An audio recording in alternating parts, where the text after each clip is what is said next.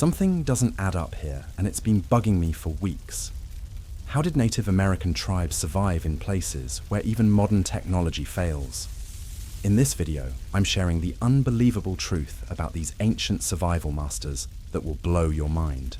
What you're about to discover will literally change how you see human potential forever. This journey into their secret world starts now. But before we dive in, make sure to like this video, subscribe for more mind-blowing history, and drop a comment telling us where in the world you're watching from. When the first light spills across the valley floor and the mists rise from the waters like spirits returning to the sky, the Mohawk River moves not in haste, but with memory. It winds through forested hills and maple-thick glens, carrying more than just the weight of water. It carries stories, the bloodline of a people, and the whispers of generations who lived and died by its banks. The Mohawk, keepers of the Eastern Door, long before the concept of New York, before the cartographers came with ink and borderlines.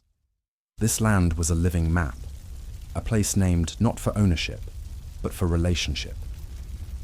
The Mohawk did not possess the earth. They walked with it. I watched it.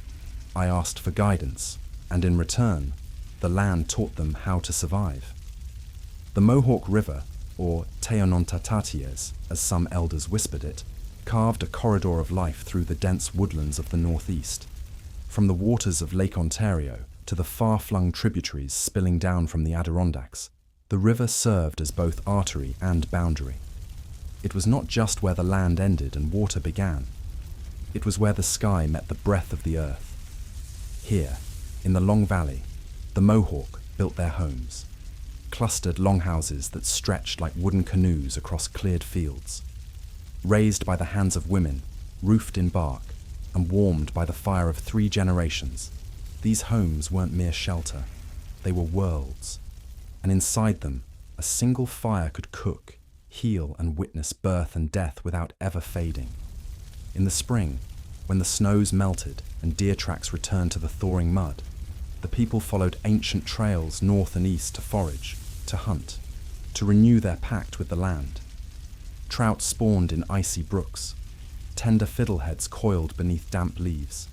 Baskets woven from black ash were slung across backs, collecting berries, herbs, and mushrooms, every step guided by knowledge passed from grandmother to daughter, from elder to child.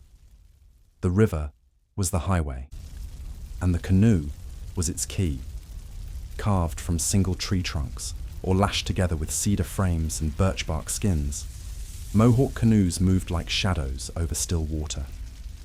In silence, they could pass beneath the overhang of pine and maple, eyes scanning the banks for enemy sign or the glint of a beaver lodge. In trade, they could carry goods, pelts, cornmeal, obsidian blades, wampum, for weeks downriver, forging ties with other nations and other tongues. It was not uncommon to see 10, 12 men and women in a single canoe, hair braided, bodies painted in ochre and ash, their blades dipping in unison. They read the water like we read pages, every current a sentence, every ripple a warning. And when the fog came down like a veil, they did not fear it. They became part of it. To be Mohawk was to be vigilant. They were the outer wall of a mighty confederacy, the first to see the rising sun, and the first to meet whatever threat came from the coast. The Haudenosaunee Confederacy, 5 nations bound by the great law of peace, was more than an alliance. It was a vision of balance. The Onondaga kept the council fire. The Cayuga listened to the whispers of the forest. The Oneida stood beside them. The Seneca, farthest west, watched the back trail. But the Mohawk guarded the front, the Eastern Door. To betray that duty was to betray the fire. And so they built their towns near the water, but fortified with palisades. Logs, sharpened and sunk into the earth, ringed entire villages. Lookouts were posted. Sentries carved symbols into the bark of trees, leaving signs for scouts who came later. They did not wait for trouble. They watched for it. Yet the river was more than defense. It was rhythm. It told the people when to plant and when to gather. In summer, Fields of corn, beans, and squash, the three sisters, grew thick and tangled in the loam-rich soil along the banks. Children learned to fish before they could run. Fathers showed sons how to tie bait to a hook, how to feel the subtle tug of a river eel at night, how to gut and smoke the catch before wolves or crows claimed it. In autumn, the canoes would return heavy with harvest, grains threshed and stored, meat was smoked and stacked high in storage huts. Fires glowed through early frosts as songs drifted out into the dark, carried across the surface of the water like memories refusing to drown. And when winter sealed the river in glass, when the snows came high enough to bury trails and silence the wind, the Mohawk did not despair. They adapted. Snowshoes crafted from sinew and ash carried hunters deep into the woods. Axes carved from stone or later hammered from steel chipped through frozen creeks to find fish. Fire was life, and fire was kept, tended always, burning in every longhouse from first snow to thaw. They did not see themselves as conquerors of nature. They were its students. Even death, when it came, was not seen as an end, but as a return, a flowing back into the river, into the sky, into the soil from which the next child would rise. But beyond the tree line, change was coming. Ships with square sails were beginning to appear at the edge of the eastern horizon. Their wood was not from these forests, their speech not from these valleys, and with them would come tools sharper than stone, and hungers far deeper. For now, though, the river remained. The wind brushed the tall grass. A hawk circled above the trees, and on a high ridge overlooking the water, a woman knelt in silence, pressing a smooth stone into the soft mud. A marker, a memory, a prayer. She whispered to the river, and the river, in its slow, eternal movement, listened. Where the rivers meet the sky, the Mohawk endured. They called themselves Kanyenkehaka, people of the flint, not just for the stone that sparked their fires or sharpened their blades, but for what the flint meant: strength, endurance, the power to strike fire from stone, and the wisdom to know when to temper it. Long before the maps were redrawn, before gunpowder and steel changed the shape of war, the Mohawk stood as a pillar in one of the most enduring alliances in North American history, the Haudenosaunee Confederacy, a union born not in conquest, but in peace. The story begins in blood. Long ago, the land was consumed by war.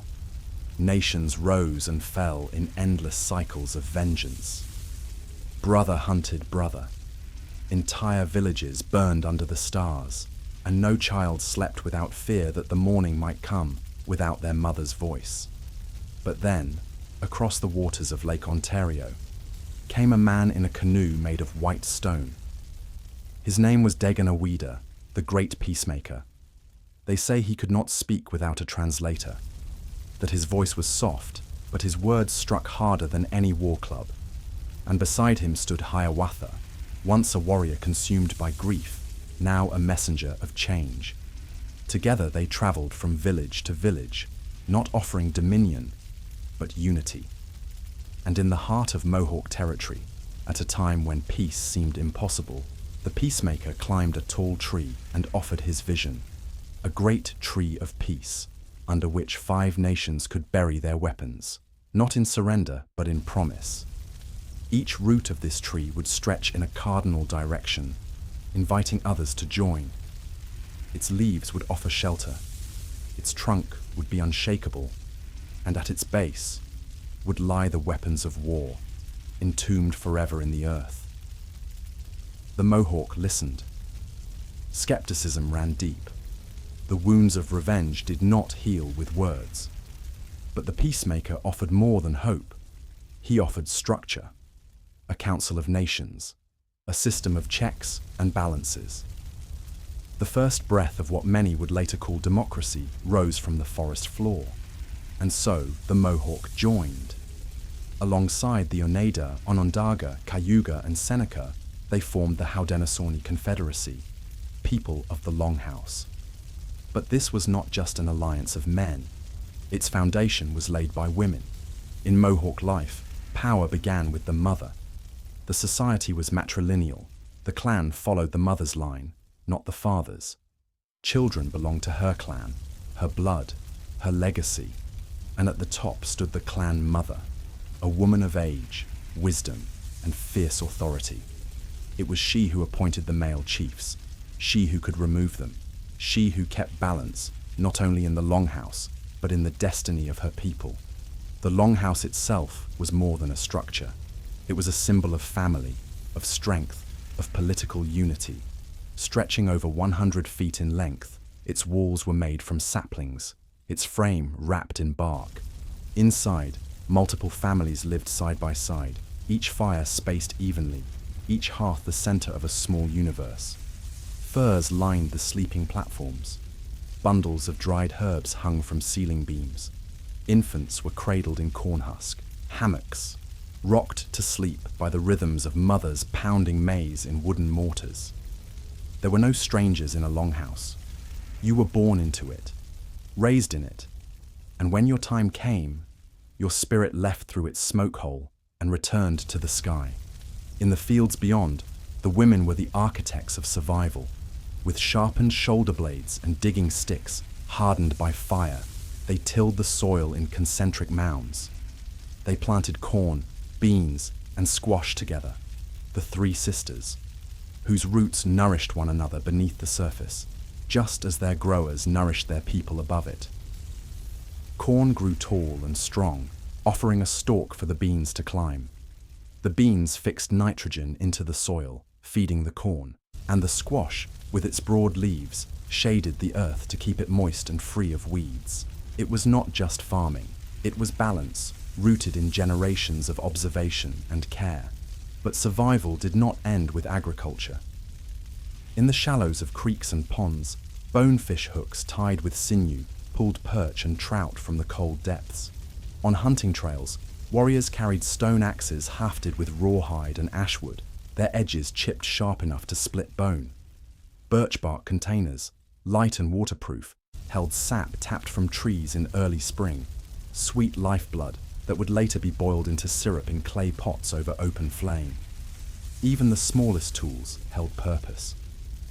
A bone awl passed from a grandmother's hand could sew moccasins to last a winter. A deer scapula, ground against stone, could become a hoe to break the hardened summer soil.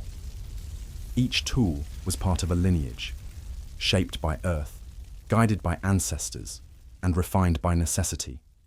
And necessity, in the world of the Mohawk, was ever present. To live was to prepare, not just for the coming season, but for what might lie beyond the next hill. Whether it was a warring tribe, a sudden frost, or the death of a leading matron, the balance had to be preserved. There was no king, no dictator. Instead, consensus ruled through long councils, held by firelight, where voices were heard and decisions made only when harmony was achieved. Chiefs did not lead with iron, they led with words, chosen carefully, woven like wampum belts into declarations of peace, war, or treaty. The wampum itself, strings of beads made from purple and white shells, was far more than an ornament. It was a memory. It recorded promises, births, and boundaries. The patterns held history, and only those trained in its language could read its truths aloud. To break a wampum bond was to sever trust, and to violate trust was to invite collapse.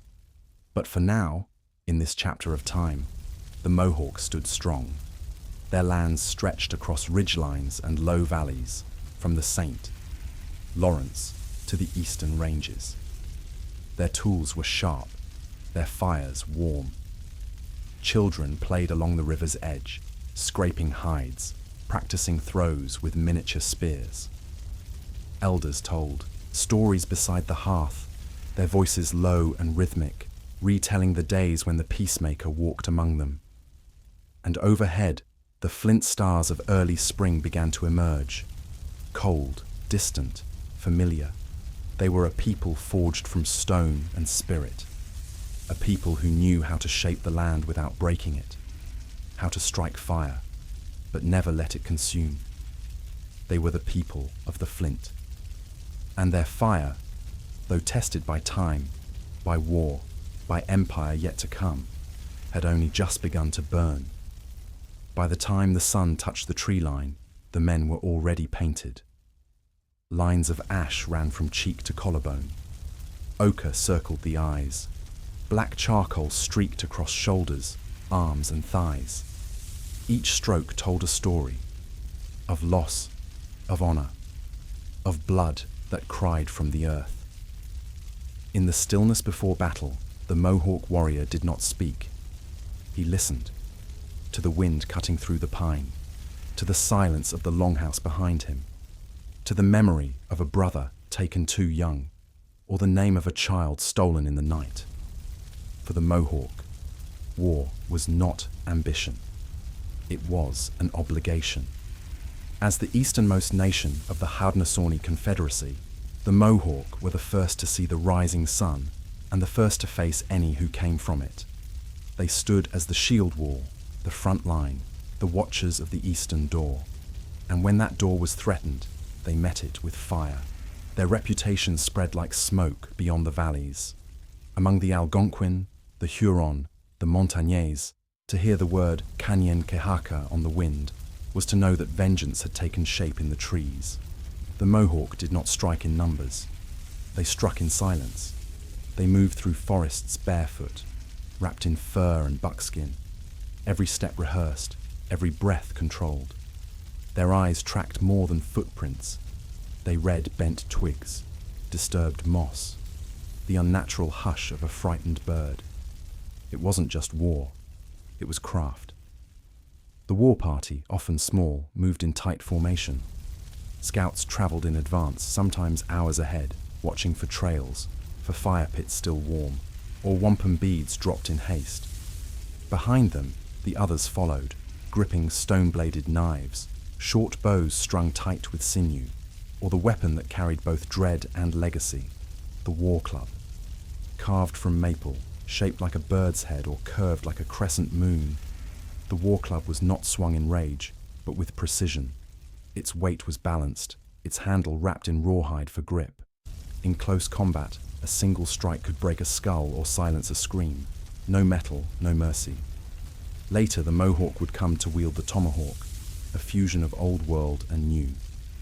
Iron heads forged in European fire fixed to handles of local ash. Lighter than the war club, but faster. Some were thrown, others used in brutal, swift exchanges. Their edges honed sharp enough to split bone, their backs flat enough to crush a throat.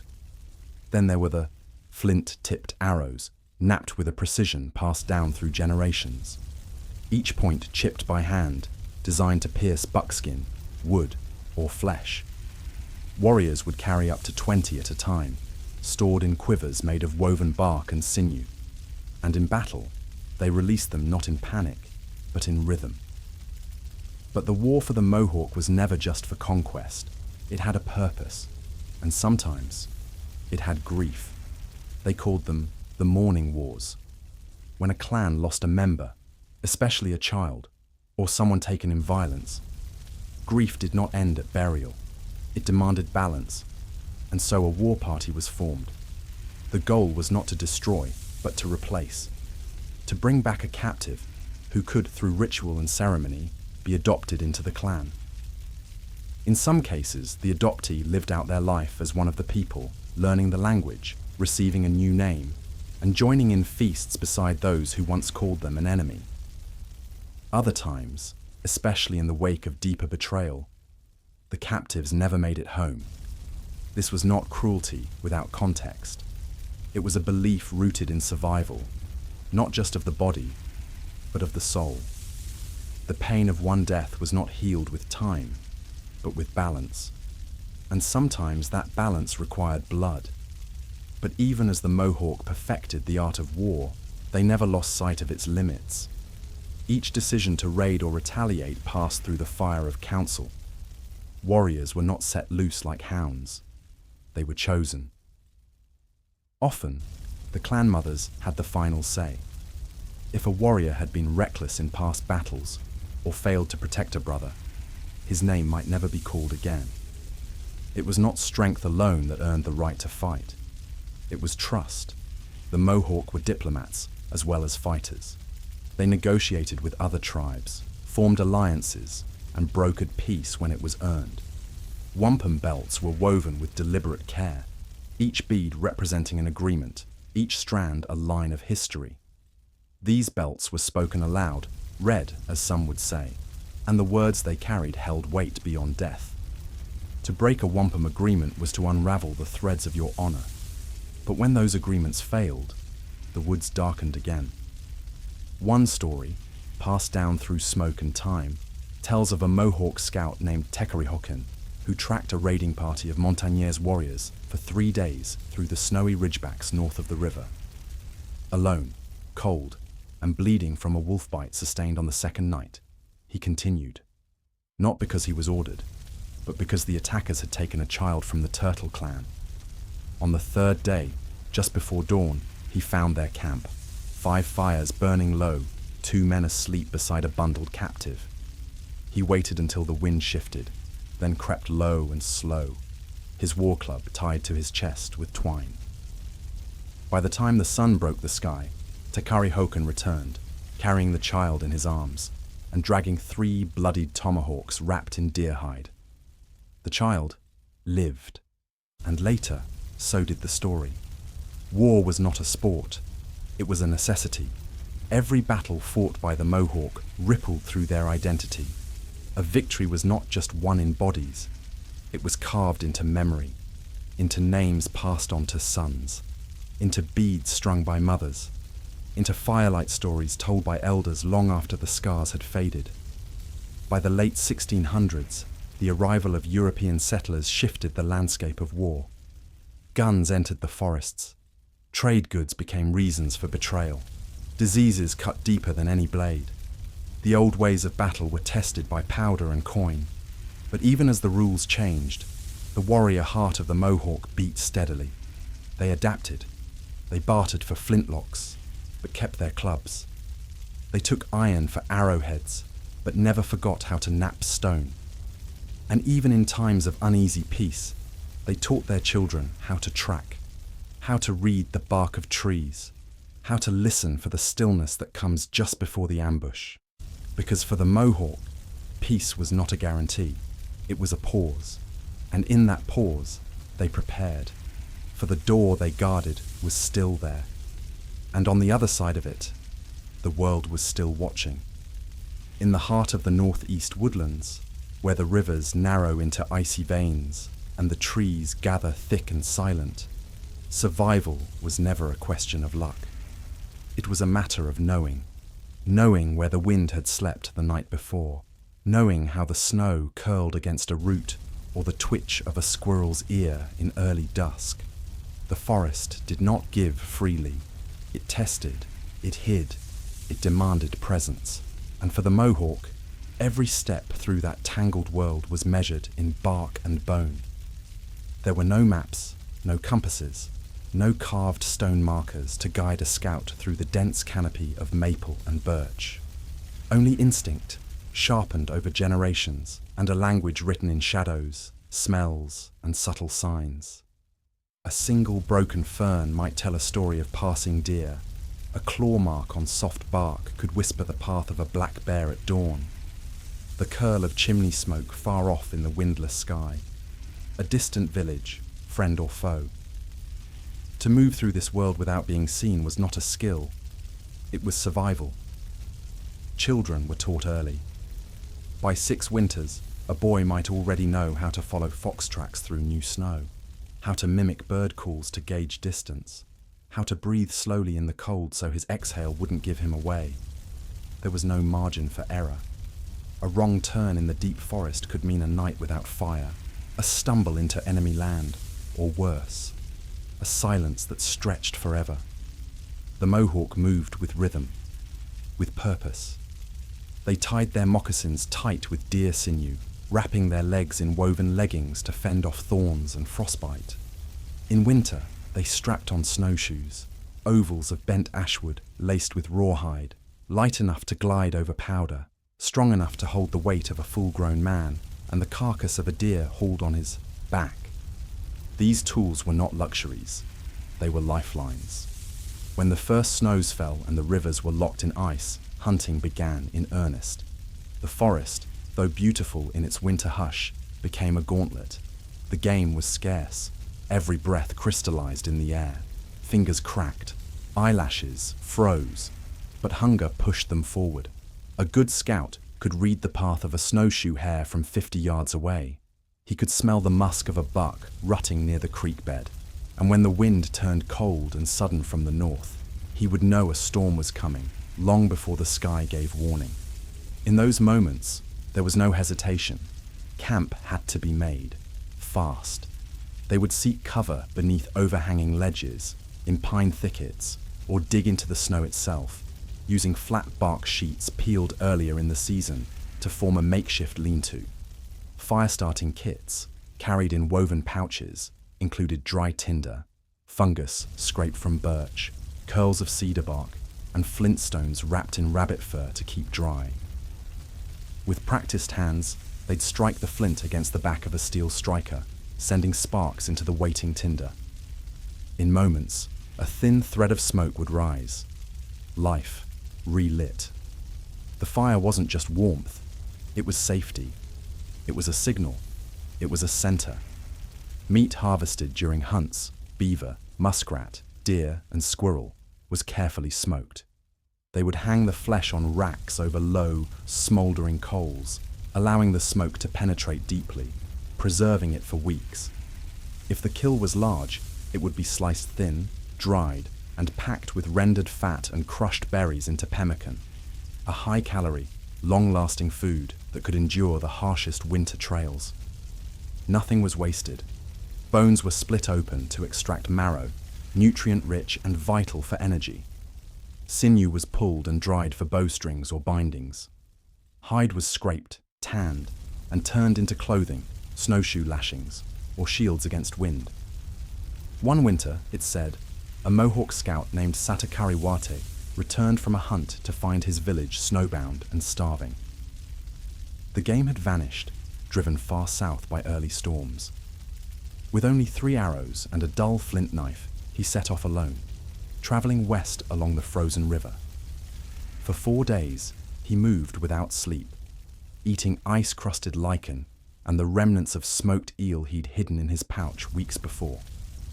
On the 5th night, wind howled so fiercely, he dug a hole in a snowbank and crawled inside, wrapping himself in his robe of beaver hide. That night, he dreamed of wolves circling. The next morning, following the tracks of his dream, he found them, a pack surrounding a wounded stag. Using the last of his strength, he waited until nightfall, crept in low, and drove a fire-hardened spear into the buck's chest. The wolves scattered, and Satakariwate returned, dragging the animal behind him on a sled of pine boughs, his feet frostbitten, his face blistered, but his village fed. It wasn't heroism. It was a necessity, the kind born of responsibility, not glory. And still, the forest gave no guarantees. Even the most seasoned hunter could fall through thin ice. Even the keenest tracker could lose the trail in a blizzard. And when the storm came down in earnest, blinding, howling, endless, you had to know how to read the wind itself. To face into it was to risk freezing your eyes. To turn with it could lead you in circles. So the Mohawk learned to read where the snow fell, how it gathered on the south sides of trees, how drifts curled in the hollows of gullies, how smoke would flatten beneath a heavy sky just before the worst of it struck.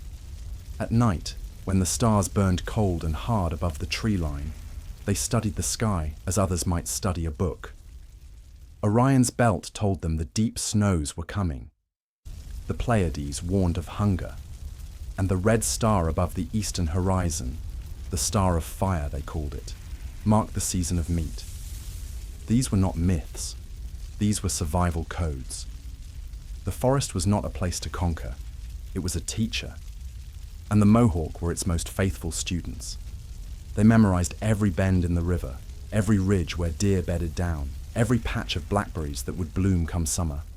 They marked these not with signs, but with memory. Stories passed down in campfire songs, in the hush between footfalls, in the quiet moments when a boy was told, "This is where your grandfather once hunted. This is where he found the trail." In those stories, the paths of bark and bone lived on. And when spring finally broke, slow, wet, fragrant, the snowshoes were hung, the last of the smoked meat brought forth, and the children once again ran the trails barefoot, laughing. But the lessons of the winter remained. For the Mohawk, survival was not an act of desperation. It was a way of being, a sacred rhythm carved into the bark of trees, the bend of bows, and the bones of those who came before. They knew how to vanish into the woods and return with life. They knew how to wait, how to endure, how to live, even when the land tried to say otherwise. Before the first words were spoken, before the drums stirred or the songs rose into the night, there was smoke. It curled skyward from the center of the longhouse, slow, blue, fragrant. It did not rush, it did not beg. It carried memory, message, meaning. In the world of the Mohawk, fire was not just warmth. It was not just light or flame. Fire was sacred breath, a living presence that connected earth to sky, body to spirit, past to future. And where there was fire, there were voices. Not loud, not always human, but present. Always present. In the stillness of early morning, before the children stirred or the dogs barked, an elder would wake and tend the coals. With a small bundle of dry cedar bark, scraped thin the night before, and a flint striker passed down 3 generations, she'd kneel beside the hearth. The spark would catch in silence, a vekoni paraslang, a breath, then the slow rise of flame. The fire never truly died, it only slept, and each morning it was awakened with care, as one would wake a child from a dream. The hearth fire in the longhouse was more than a utility, it was the center of the world. Above it, smoke rose through the vent in the bark roof, carrying with it prayers, thoughts, the scent of cooked cornmeal or cedar incense. Below it, life pulsed. Pots simmered with game and wild roots, herbs dried in hanging bundles, babies nestled against fur-lined cradles, soot smeared and warm. The longhouse could house up to 60 people, mothers, sons, cousins, warriors, but all revolved around the fire. It fed, it healed, it judged. To speak falsehood beside it was to curse your tongue. Ceremony was not reserved for rare days or rare people. It was embedded in every day. When a hunter returned with a stag, he did not simply carve and roast. He lit a fire, and beside that fire, he knelt and offered tobacco. A pinch at a time, laid not in greed, but in gratitude. The deer, they believed, had given itself. It had heard the hunter's need and responded. To take without thanks was to risk silence the next time you asked. And so the smoke carried the words. Tobacco, grown in sacred plots and dried over a low flame, was never smoked for escape. It was offered, shared, and smoked slowly in pipes carved from soapstone or wood. The pipe was passed from hand to hand, clockwise, always, as a symbol of unity. In council, no word was spoken until the pipe had circled the fire. It was not the smoke alone, but the pause it brought. A moment for truth to catch up with the tongue. In great decisions, war, alliance, reburial, prophecy, the council fire was lit outdoors, under open sky. Stones were arranged in a perfect ring. Cedar logs were chosen for their slow burn. Around this fire, the clan mothers sat beside the chiefs, the elders beside the runners, all equal beneath the smoke. They did not speak over each other. They did not rush. The fire was patient. So were they too. To the Mohawk, fire was a witness. It saw what words could not say. And when a man lied, it was said the smoke would twist away from him. When a truth struck the hearts of the listeners, the flame would rise suddenly, crackling like laughter or anger. Children learned to watch the flame, not just to cook, but to listen. Dreams, too, were messages from the flame. A child dreaming of a black bear might be taken to the healer the next morning. The bear, they would say, is a protector, or perhaps a warning. If it stood on its hind legs, the child might be chosen as a future scout. If it walked away, the family would prepare for a journey. Nothing was taken lightly. Dreams were not illusions, they were echoes. And in the smoke of dawn, they were shared with the fire. One story tells of Anaquet, a girl of only 10 winters, who dreamed for 3 nights of a river flowing backward. On the 4th day, the old ones gathered. Smoke was raised. They passed tobacco around a small bark dish. The clan mother, wise in signs, said the river dream meant change, movement, a crossing. That summer, a flood came. The river swelled and reversed in places, drowning the eastern trails. But the village had already moved to higher ground, guided not by reason, but by vision. In the longhouse, fire also fed the body. Corn porridge, thickened with smoked fish or crushed chestnut, bubbled in clay pots set on 3 stones over an open flame. Wild onions, parched beans, squash, all simmered. The women added herbs not just for flavor, but medicine. Yarrow for fever, cedar for cough, sweetgrass for clarity. The fire's smoke curled into every dish, sealing it with memory. Even in famine, a spoonful of soup might remind a man of his mother's voice.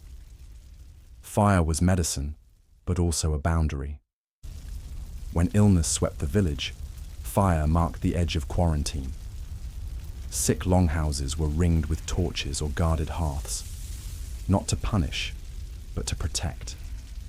Healers burned sage, juniper, and sweet fern, carrying the bundles through the rooms, letting the smoke cleanse what the body could not.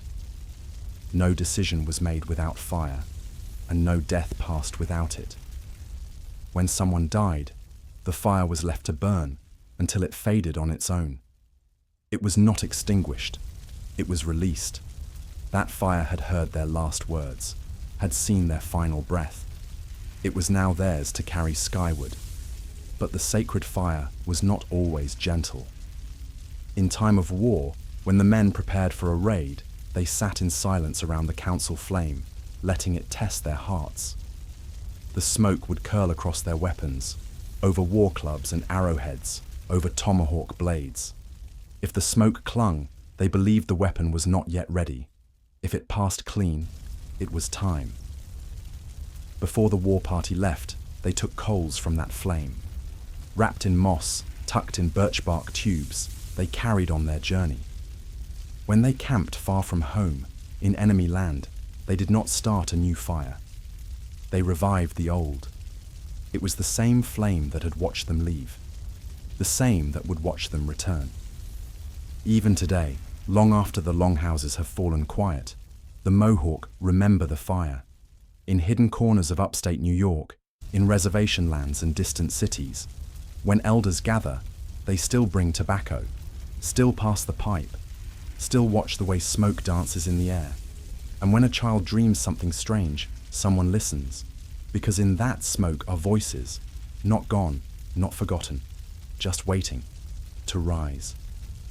The snow had melted from the riverbanks that spring, and the sap ran sweet again in the maples. Smoke from the longhouses drifted thin and high over the Mohawk Valley, as it had for centuries. But beneath the soft thaw, beneath the songs of the returning geese and the laughter of children near the water's edge, something else stirred, something foreign. They came wearing black robes, not warriors, not traders, but men with pale hands and sunken eyes, speaking in tongues no child could understand. They carried no war clubs, no tomahawks. Instead, they carried books, heavy ones, and small wooden crosses, worn smooth with use. They brought fire, but not in the way the Mohawk knew it. The French Jesuits had arrived. They came first to speak, then to stay. Father Jean de la Vallière walked into the valley with frostbitten feet and prayers on his lips. The Mohawk met him with guarded silence, unsure of what to make of the man who bowed his head before invisible spirits and drank no broth without blessing it first. He was offered corn mush and smoked fish by a matron from the Bear Clan. He ate little, thanked much, and spoke often of a faraway kingdom of light and salvation. To some, he was harmless. To others, unsettling. But to a few, he was intriguing. For years, the Mohawk had dealt with Dutch and English traders to the south, men who came with muskets and iron tools, with casks of gunpowder and copper kettles that boiled faster than stone pots ever could. They brought knives sharper than obsidian, cloth softer than buckskin, mirrors that captured the faces of those who had never seen their own. But the traders wanted furs, beaver mostly, sometimes other, always more. They didn't ask about spirits or speak of sin. They came, they bartered, they left. Simple. The Jesuits were different. They asked for nothing, except belief. They built small cabins near the edge of Mohawk villages. They watched, listened, and learned the language. Slowly, they began to preach, not loudly, but persistently. They spoke of one God, not many, of a single path to life beyond death, of baptism, a ritual that to the Mohawk looked like drowning, but was said to wash away the darkness of one's soul. Some Mohawk leaders, curious or diplomatic, agreed to be baptized. Among them was Tehoronhiake, a respected warrior who had led raiding parties deep into Algonquin territory. He had grown tired of endless war and saw in the Jesuits a strange sort of peace. He allowed the cross to be pressed against his forehead, let the cold water run down his face, took a new name, Louis. But peace did not follow him home. There were whispers. Some said he had betrayed the clan spirits. Others said he had weakened under the gaze of the French. In council, his words held less weight. When a child grew ill after shaking his hand, the older women murmured behind their teeth. Was it the sickness of the pale men, or a punishment from the ancestors? Because sickness had come too. With the Jesuits and the traders came disease, smallpox, measles, influenza, illnesses that struck fast and without pattern. A village might be thriving one week and burying half its people the next. Children burned with fever. Elders coughed up blood and died in their sleep. The healers tried everything, yarrow, sweetgrass, chants beside the fire. But nothing worked. The Mohawk had seen warriors fall in battle. They had buried sons, fathers, and friends. But this invisible enemy, this plague, it left no scars, only silence. And still, the Jesuits offered baptism. Your children will walk in the land of light, they said. Your suffering will be redeemed. Some accepted, in desperation. Others refused, clutching their traditions with bleeding hands. The longhouse fires burned low in those years. Still, the iron remained. Even those who distrusted the French or ignored the priests found value in their goods. Iron knives replaced chipped flint. Copper kettles swung from poles over fire pits, lighter and faster than stoneware. Wool blankets arrived, thick and dyed bright red. Needles and thread from Europe made mending quicker. Axes bit into trees with half the effort. The fur trade exploded. Mohawk hunters pushed deeper into enemy territory, seeking beaver with pelts thick enough for French markets. Each pelt brought more trade goods. More goods meant more status. The tools made life easier, but they came at a cost. The forest, once eternal, began to thin. Rivers once quiet echoed with new voices. Dutchmen shouting prices. Frenchmen promising salvation. English scouts marking land not theirs to mark. One morning, a boy named Ionwatha stood beside his grandfather as two French traders arrived with crates of muskets and powder. The old man, toothless, hunched but still sharp, watched as his people circled the strangers, touched the metal barrels, laughed at the shimmering beads they offered. He leaned close to his grandson. "We used to trade with the trees," he said.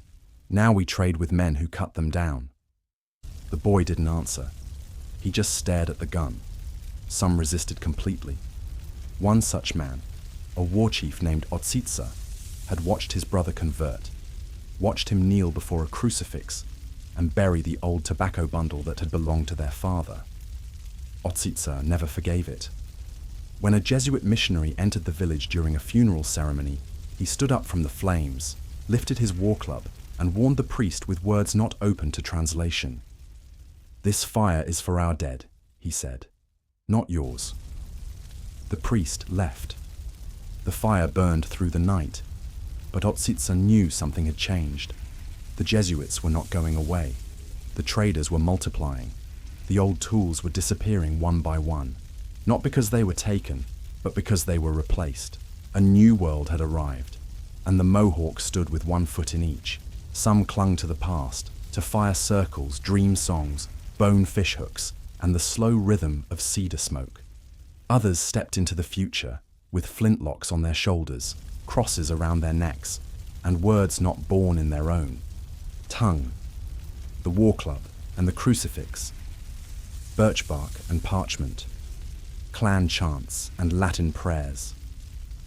All now shared the same air, the same firelight, the same uncertain dawn. But deep in the forest, where the old trails still whispered, and the beavers still dammed the streams with instinct unchanged, some voices remained untouched. At the edge of the river, an elder knelt beside a flint stone and struck it against steel. Sparks jumped, smoke rose, and into the grey sky he whispered a name. One not found in books, not traded for knives or saved by baptism. A name given by the land itself. The flame caught, and the forest for now still remembered. By the winter of 1754, the river froze harder than memory. Trees creaked like bones, smoke rose from fewer longhouses. The silence, once a comfort, now felt like a warning. Something old was breaking, and something unfamiliar was taking its place. The Mohawk stood at a crossroads, not of trails, but of loyalties, between red coats and black robes, between the memory of ancestors and the whispers of kings who had never walked their lands. The French and Indian War had begun. To the Europeans, it was a war for empire, lines drawn on maps by men in powdered wigs, fought in woods they had never seen. But to the Mohawk, it was something else. It was a war where every decision was a risk, where the wrong alliance could cost not just lives, but the soul of a people. At the center of the storm stood the Haudenosaunee Confederacy, 5 nations bound by centuries of peace and council fire. But that fire now flickered, strained by foreign promises, bribes, and betrayal. The British courted the Mohawk with guns and iron. The French offered Catholic brotherhood and trade wealth. Each claimed friendship, each demanded loyalty, and the Mohawk were not united. Some, like Joseph Brant, Thayendanegea saw the British crown as a path to power and preservation. He spoke English fluently, read the Bible, wore a red officer's coat given to him by British commanders. To many in Albany and Fort Oswego, he was a bridge, a civilized warrior, a man between worlds. But to some of his people, he was something else, a symbol of loss. Some elders would not speak his name without spitting, clan mothers who watched him from doorways with the coldness of stone. They remembered a time before redcoats walked their forest paths, before treaties written in strange languages promised protection. They demanded blood. Others followed him, not for love of Britain, but out of desperation. The Mohawk had suffered heavily in the decades before. Disease, Jesuit conversion, lost hunting grounds, shifting trade. The British offered guns, blankets, kettles, salt, powder, in exchange for warriors. Many took the deal, because to refuse meant isolation, and to stand alone in a war of empires was to invite annihilation. But not everyone chose the British. Some remembered the French differently, not as invaders, but as traders who had married into the clans, who had baptized children, who had fought alongside the Mohawk in battles past. In Kanawake, a Christian Mohawk village south of Montreal, Men had grown up speaking French, praying in Latin, and hunting with flintlocks from Quebec. To them, siding with the French felt less like betrayal and more like home. And so, the people splintered. Brothers marched on opposite sides. One in red, with a musket stamped with the crown. The other in deer hide, beside French Marines in blue coats. They met in silence, across battlefields of pine and snow, eyes full of memory, hearts heavy with choices they could never explain. In one skirmish outside Fort Bull, a Mohawk scout named Worry, fighting for the British, spotted a figure moving through the trees. Same height, same gait. The tilt of the head was so familiar, it ached. His brother. They hadn't seen each other in 2 winters, hadn't spoken since their father's death. Worry raised his musket. His brother lowered his tomahawk. Neither fired. And when the fighting broke out moments later, they vanished into the woods in opposite directions, both carrying the same wound. What have we become? The old trails were breaking. Messages once sent by wampum are now carried in parchment sealed with wax. Decisions made not at the council fire, but in foreign forts, over foreign maps. British officers demanded Mohawk scouts without understanding their names. French priests baptized Mohawk children without asking the permission of the clan mothers. The war itself tore through the valleys. Fort William Henry, Ticonderoga, Crown Point. The land was soaked in gunpowder and fear. Fields once planted with the 3 sisters, corn, beans, squash, now churned beneath boots and cannon wheels. Mohawk warriors fought in forests so thick the sunlight never touched the ground, ambushing enemy patrols, then vanishing into the ferns like smoke. But with every victory came a question. What do we win when we fight their war? One winter, a group of Mohawk warriors returned from a British campaign along the Hudson, carrying wounded comrades and British medals. They expected honor, recognition.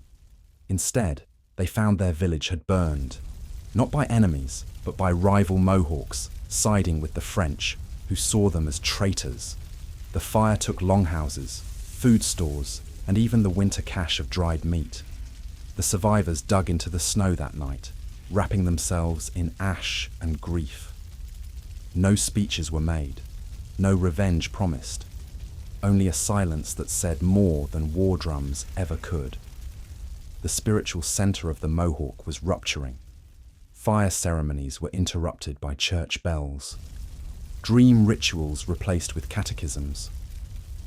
Clan mothers who once guided village decisions now found their voices drowned out by British liaisons or French priests who claimed to know God's will better than those who had listened to the wind for generations. The Mohawk were not conquered, but they were unmade, piece by piece, brother by brother, song by song. Even in peace talks, the fractures remained. In 1763, with the war winding down and the British victorious, Mohawk envoys were invited to treaty councils. They arrived dressed in traditional regalia, feathers and beads, carrying wampum belts that spoke of old alliances. The British arrived in powdered wigs and crimson coats, clutching parchment scrolls and sealing wax. They did not speak the same language, not truly. One side spoke of land as a gift, the other spoke of land as inheritance. One saw land as a resource, the other as a relative. When the parchment was set began not with cannon, but with rumors, whispers riding the smoke of tavern fires and echoing through the halls of colonial assemblies. Words like liberty, rebellion, and tyranny. But to the Mohawk people, the war that would come wasn't about taxation or independence. It was about survival, about land, about which enemy might leave them standing when it was over. By the spring of 1775, the forests no longer felt safe. The rivers that once mirrored the sky now mirrored something darker. The smoke of homesteads burned to ash, the blood that followed trade routes, the silence of alliances breaking. The Mohawk, already fractured by generations of foreign entanglements, was again being pulled into a war not of their making. And Joseph Brant would not stay on the sidelines. Thayendanegea, as he was known in his tongue, had walked in both worlds. Educated in European schools, baptized in the Anglican Church, Fluent in English, Brant had sat at British tables and learned their politics. But he had also led war parties, sung the old songs, and carried the fire of the Haudenosaunee within him. And when war came between Britain and its restless colonies, Brant made his choice. He would fight with the crown. To him, the promise was clear. Loyalty to the British meant protection for the Six Nations, their land, their sovereignty, their future. He had seen what the Americans had done to Indian lands during peacetime. What would they do in a war? So Brant raised the war club once more, not for conquest, but for preservation. He was not alone. Many Mohawk warriors, bound by kinship and allegiance to the old treaties, sided with the British. The logic was cruel, but simple.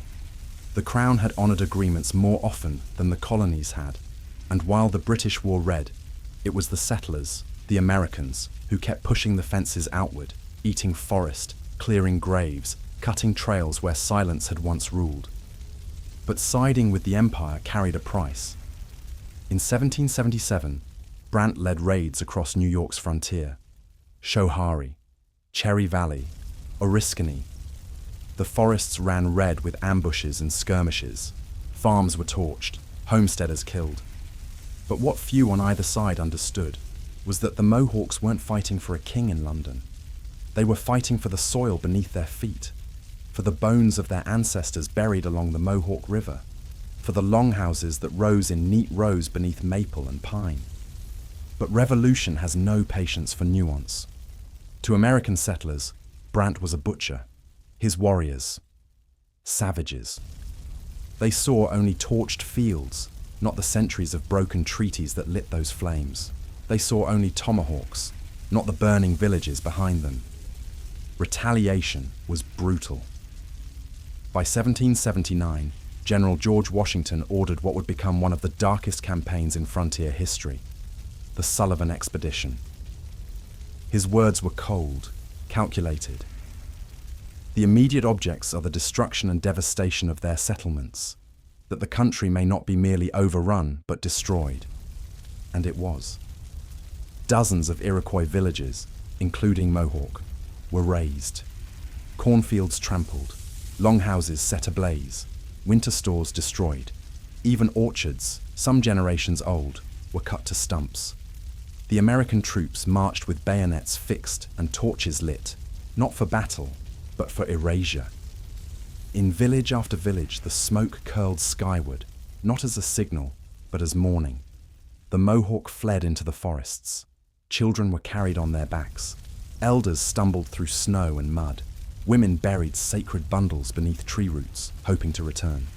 Some made it to Fort Niagara, a British stronghold, where they camped in bitter cold, dependent on rations from a crown whose promises rang hollow with each passing day. They called it the Winter of Despair. At Niagara, the snow piled 5 feet high. The food stores thinned to salt pork and mouldy bread. Disease spread in the cramped shelters. A young mother, Tiorakwa Wren, watched her infant's breath slow, then stop, wrapped in hides that could no longer hold warmth. She did not cry. She took a coal from the fire, painted ash beneath her eyes, and walked into the storm. Some say she returned days later with nothing but silence in her hands. The war dragged on. Brant continued to fight, leading raids, dodging ambushes, negotiating with British generals who spoke of loyalty but rarely delivered aid. He travelled to London, seeking real support, real recognition. He dined with lords and pleaded his case before Parliament, but the Empire was bleeding elsewhere. And for the Mohawk, the war was no longer about winning. It was about surviving the end. When peace finally came in 1783, it came like a blade. The Treaty of Paris was signed. Britain recognized the United States, but the Mohawk, and all their allies, were left unmentioned. No land rights, no reparations, no promise of return. The very people who had fought and bled beside British soldiers were now abandoned. Joseph Brant read the treaty in silence. All that fighting, all that loyalty, and no place left to call home. He knew then they would not go back to the Mohawk Valley. The land was already being divided, sold, and ploughed under. Instead, he looked north, to the Grand River in Canada, where the British Crown offered a new homeland. It was no longer about reclaiming what was lost. It was about planting again, starting again, on different soil. He led his people northward, those who had survived, the broken clans, the burned families, crossed into what would become Ontario. There they began anew. Brant built a town, schools, churches, but he also kept the council fires burning, the ceremonies alive, the language whispered into the ears of children born far from their ancestral rivers. Still, the wound never closed. The Mohawk had lost more than territory. They had lost continuity. The forests that once held their trails were now crisscrossed with fences. Their longhouses were replaced by mills and church spires, graves ploughed under, names forgotten or twisted beyond recognition. But memory does not burn so easily.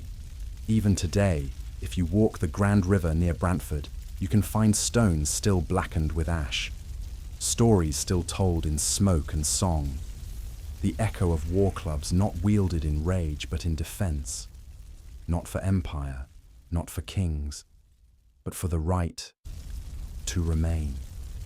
And somewhere beneath the soil of the Mohawk Valley, far to the south, lie the footprints of those who walked away, never to return. They do not ask for monuments, only this, that their story be remembered. Signed, the British called it peace. The Mohawk called it a compromise. Some called it surrender. Even Joseph Brant, who had once championed the crown, began to see the cracks. In private letters, he questioned whether the British truly saw his people as equals, whether the red coat meant partnership or leash. By then, the paths were broken. Villages once connected by kinship now eyed each other with suspicion.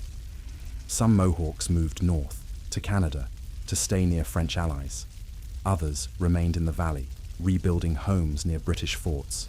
The old Confederacy still stood, but its fire burned lower now, and in the forest, the river still flowed. Trees still grew, but they whispered a different song now, one tinged with regret. A child born in that decade would grow up hearing two tongues, one from the elders, rich with memory and myth, the other from missionaries or traders, filled with rules and unfamiliar names. He would hold a musket in one hand, a carved flute in the other, unsure which world truly claimed him. He would walk trails his ancestors had once run barefoot, but those trails would lead in unfamiliar directions. Divided tongues, broken paths, and a people standing in the space between, trying not to vanish, trying only to endure. The war had ended, but the smoke didn't lift. Not in the hearts of the Mohawk, not in the forests of their homeland. The Treaty of Paris may have redrawn borders, but it left the people of the Longhouse with nothing, no land, no recourse, no acknowledgement. The warriors who had bled beside redcoats now stood barefoot on scorched ground. Villages once alive with cornfields, songs, and firelight were now overgrown or occupied by strangers. The Mohawk had not been defeated in battle, but they had lost just the same, and so they did the only thing left to do. They moved northward, along ancient hunting trails now turned refugee roads, through thick pines, across ice-crusted rivers, beyond the ashes of their ancestral homes. They followed the promise of land, offered by a British crown desperate to preserve its alliances, even if only on paper. In the wilderness of what would become Ontario and Quebec, the Mohawk would build again. But exile does not always mean distance. Sometimes it means living within sight of what was taken, close enough to remember, too far to return. The Grand River wound like a scar through the new land. It was not the Mohawk, but it would have to do. The soil was different, the seasons sharper, yet still, the people began to plant. The community that formed along the Grand River was called Kanyen'keha Dotka territory. Brantford rose from its banks, named after Joseph Brant himself, the man who had once brokered this fragile settlement. But even he, the diplomat warrior, could not ease the pain of uprooting. He carried the weight of every burned longhouse in his eyes, and still, he led. They rebuilt their longhouses from birch and ash, shaping the bent timbers in the old way. Women re-established the clan systems, passing lineage and lore through generations of daughters. The elders, those who still held the oral history like glowing coals, began to speak again. Around fires, under stars unfamiliar to their ancestors, the Mohawk children were taught to remember. And it was memory, not muskets, not treaties, that kept them alive. In the woods, old bushcraft returned. Deadfall traps, bone hooks, bark shelters. These were no longer skills of ceremony, but of necessity. Winters in Upper Canada were longer, harsher. But the Mohawk adapted. They watched the caribou patterns, learned the new choke points in northern rivers, and felled tamarack and hemlock for warmth. A man named Atsianhayan, whose name meant "he watches for tracks," became known for his snowshoe work. He could shape rawhide tight as drum skin over bent ash, lacing it in patterns passed down by firelight memory. In one bitter winter, it was his snowshoes that allowed hunters to track a moose herd across frozen marshland, bringing back enough meat to keep 20 families alive. These stories weren't written, they were carried, in the voice of a grandmother, in the smoke of a hearth, in the soft cadence of language whispered to sleeping infants. Even in exile, the Kanyenkeha tongue endured, fragile, sacred, and like everything else, fought for. Yet survival didn't mean safety. The land granted. To them, the Haldimand Tract was vast in promise, but thin in protection. Settlers soon encroached. Surveyors arrived with ink-stained maps, drawing fences around what the Mohawk had never agreed to sell. Brant protested. He wrote letters to the British, travelled back and forth between the Grand River and the courts of power. But the theft was slow, legal, and relentless. By the early 1800s, much of the Mohawks' promised land was gone, parcelled off, leased, without consent, cleared for towns whose names bore no trace of the first people who walked there. Exile, it turned out, could still exist within the land you were told belonged to you. So the Mohawk turned inward. They built strength not in territory, but in tradition. In Tiendinaga, on the Bay of Quinte, another community took root, named after a war chief who had once carried the fire of resistance. Here too, longhouses rose, songs returned, manned Edicene bundles were reburied in new soil. In the spring, maple sap still ran, not the same as the old groves, but enough to carry the taste of memory. Children were taught the stories of Sky Woman, the Peacemaker, and the Great Turtle Island. They learned how to read moss on stone, how to bend willow without breaking it, how to walk silently through cedar woods. A girl named Kaya Tiyo, she is joyful, grew up in that place. She was 10 when she learned to skin a rabbit with flint, 12 when she helped deliver a baby lamb by firelight. By the time she was 16, she could recite the founding of the Confederacy in perfect cadence. Every chief, every wampum belt, every turning of the great tree of peace. In her, the exile cracked, but did not consume, and through her, the path remained unbroken. Because the Mohawk did not vanish. They were pushed, they were burned, they were betrayed. But in every new fire started with steel and fungus, in every snowshoe laced with sinew, in every story told beneath pine boughs in a language older than any empire, they remained. They endured through craft, moccasins sewn tight with a double needle stitch, bone combs carved with clan symbols, black ash baskets woven with patterns that whispered of homelands unseen. These weren't decorations. They were acts of resistance. Survival made tangible. Culture made flesh again. Even the rituals returned. Sweat lodges dug into snowy banks. Ceremonial fires are fed with sweetgrass and tobacco. Dream songs sung before planting. Naming ceremonies held beside new rivers. Because even in exile, a child needed to be claimed by something older than blood. And so they walked forward, not forgetting, but carrying. In the years that followed, settlers would write of Mohawk decline, of their disappearance into assimilation. But those who listened closely, listened could still hear the drumbeat beneath the snow. The language is spoken softly on back porches, the smell of smoldering sage. At the edge of cleared farms, the quiet dignity of hands that knew how to twist bark into rope, how to trap mink, how to read the wind. The Mohawk became shadows to the empire, but shadows are only cast by light. And they held on to that light fiercely, because their exile was not an end. It was a continuation, a broken trail mended step by step, not toward the past, but toward a future built in their shape.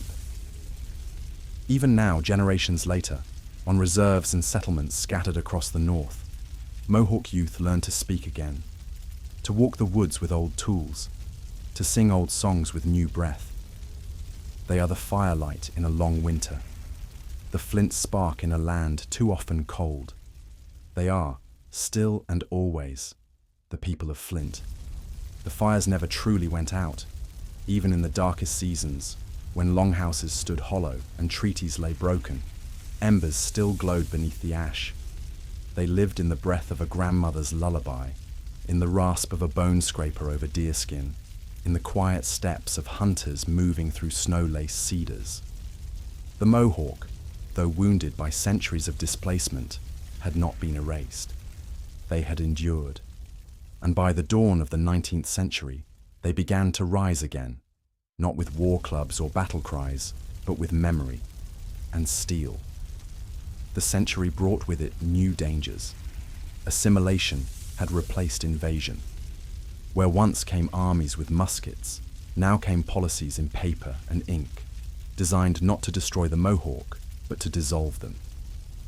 Residential schools sprang up under banners of salvation. Children were taken from villages like Akwesasne, Kanawake, and Tiendinaga, shipped to cold institutions that scraped away names, cut braids, and forbade the Kanyenkeha language. The goal was simple: make them forget, make them other. But the Mohawk do not forget. Even when the words of their ancestors were banned, they found ways to speak. They whispered songs under their breath in dormitory shadows. They carved clan symbols into bunk slats with stolen nails. They remembered in secret, because remembrance itself became rebellion. Language, above all, was sacred. It was not merely speech, it was breath tied to creation. Each syllable carried generations.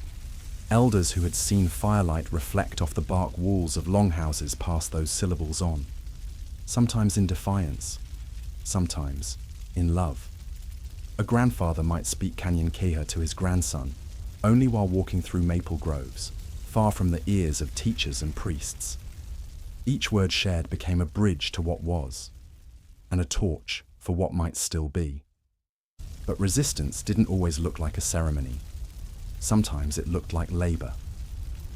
In the early 1880s, iron bridges and towering skeletons of steel began rising across the American Northeast. Rail lines needed a crossing, rivers demanded suspension, and later, the cities, hungry for the sky, reached higher and higher. Manhattan's skyline was a jagged forest of ambition. The work was dangerous, heights that froze the lungs, girders slick with rain and oil, falls that meant certain death. And yet, Mohawk men stepped forward, not because they didn't feel fear, but because fear had long ago been tamed. They called themselves skywalkers, first on bridges, then on skyscrapers. They moved with a balance that confounded white engineers. No nets, no harnesses, only iron beneath their boots and memory in their blood. A Mohawk named Louis Francis helped rivet the Quebec Bridge across the St. Lawrence. He watched men die when the bridge collapsed in 1907, 75 souls swallowed in twisted steel. Still, he returned. Not because he had no choice, but because this was their work now. They shaped the modern world with hands taught to shape birch bark and bend ash.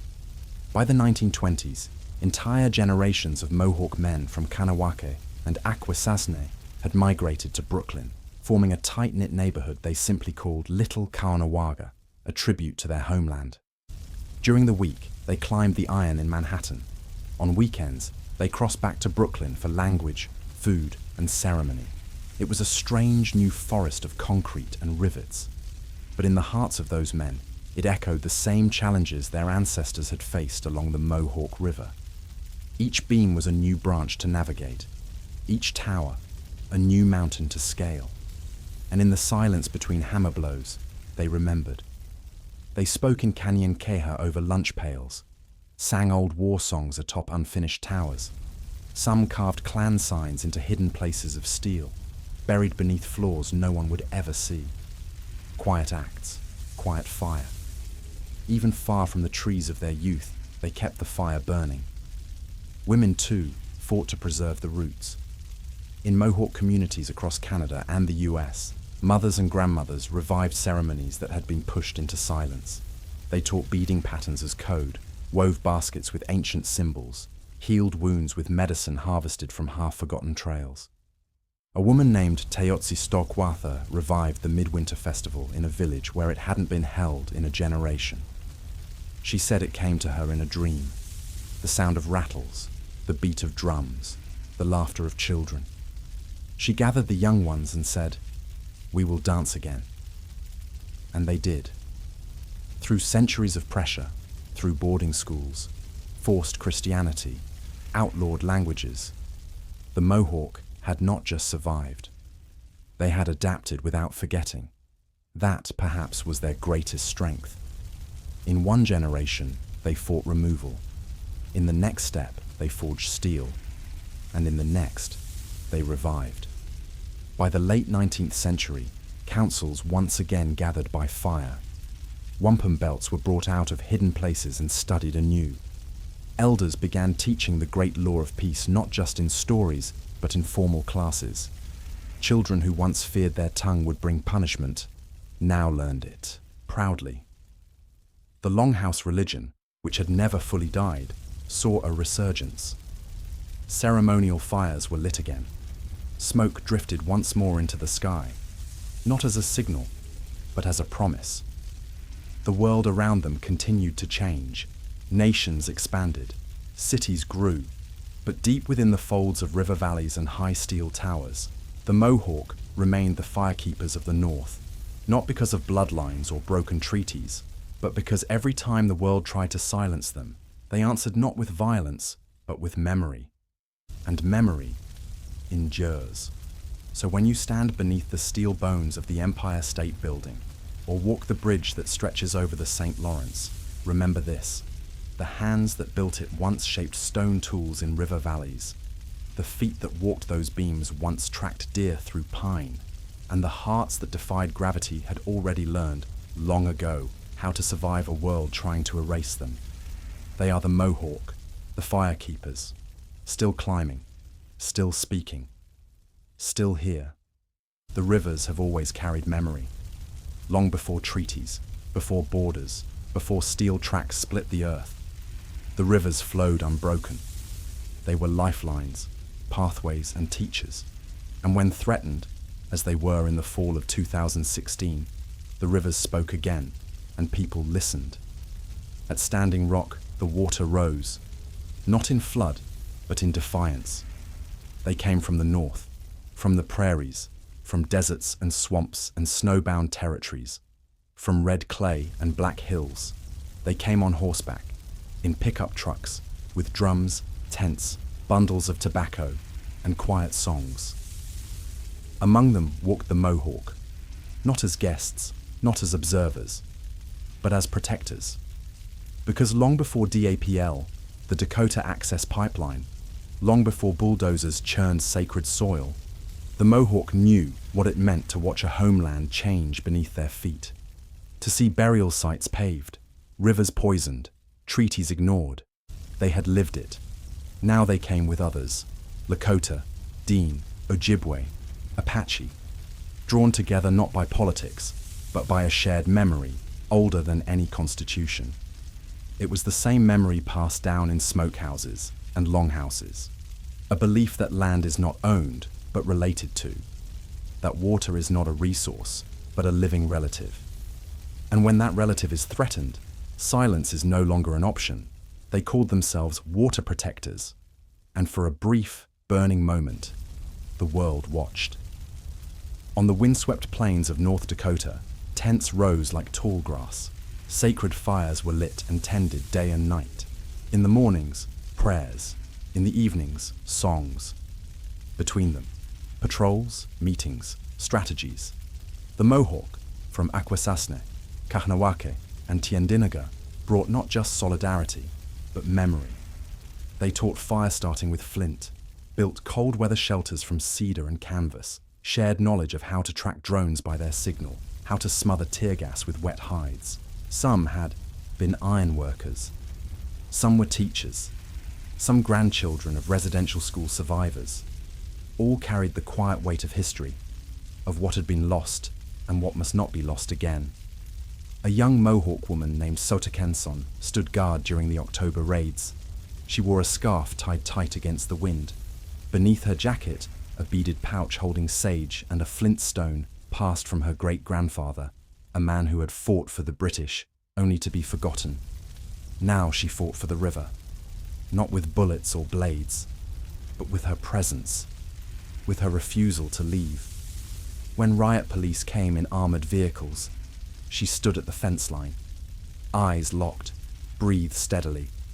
And though they pushed and sprayed and shouted, she held her ground, because this was sacred ground, and sacred ground does not yield. The world saw flashes of this, in live streams, in headlines, in still photographs of grandmothers holding eagle feathers against riot shields. But what the world didn't always see was what it meant to be there. To wake with frost on your sleeping bag and melt snow over fire for morning tea. To scrub dishes beside someone whose ancestors once traded with yours, long before colonists ever arrived.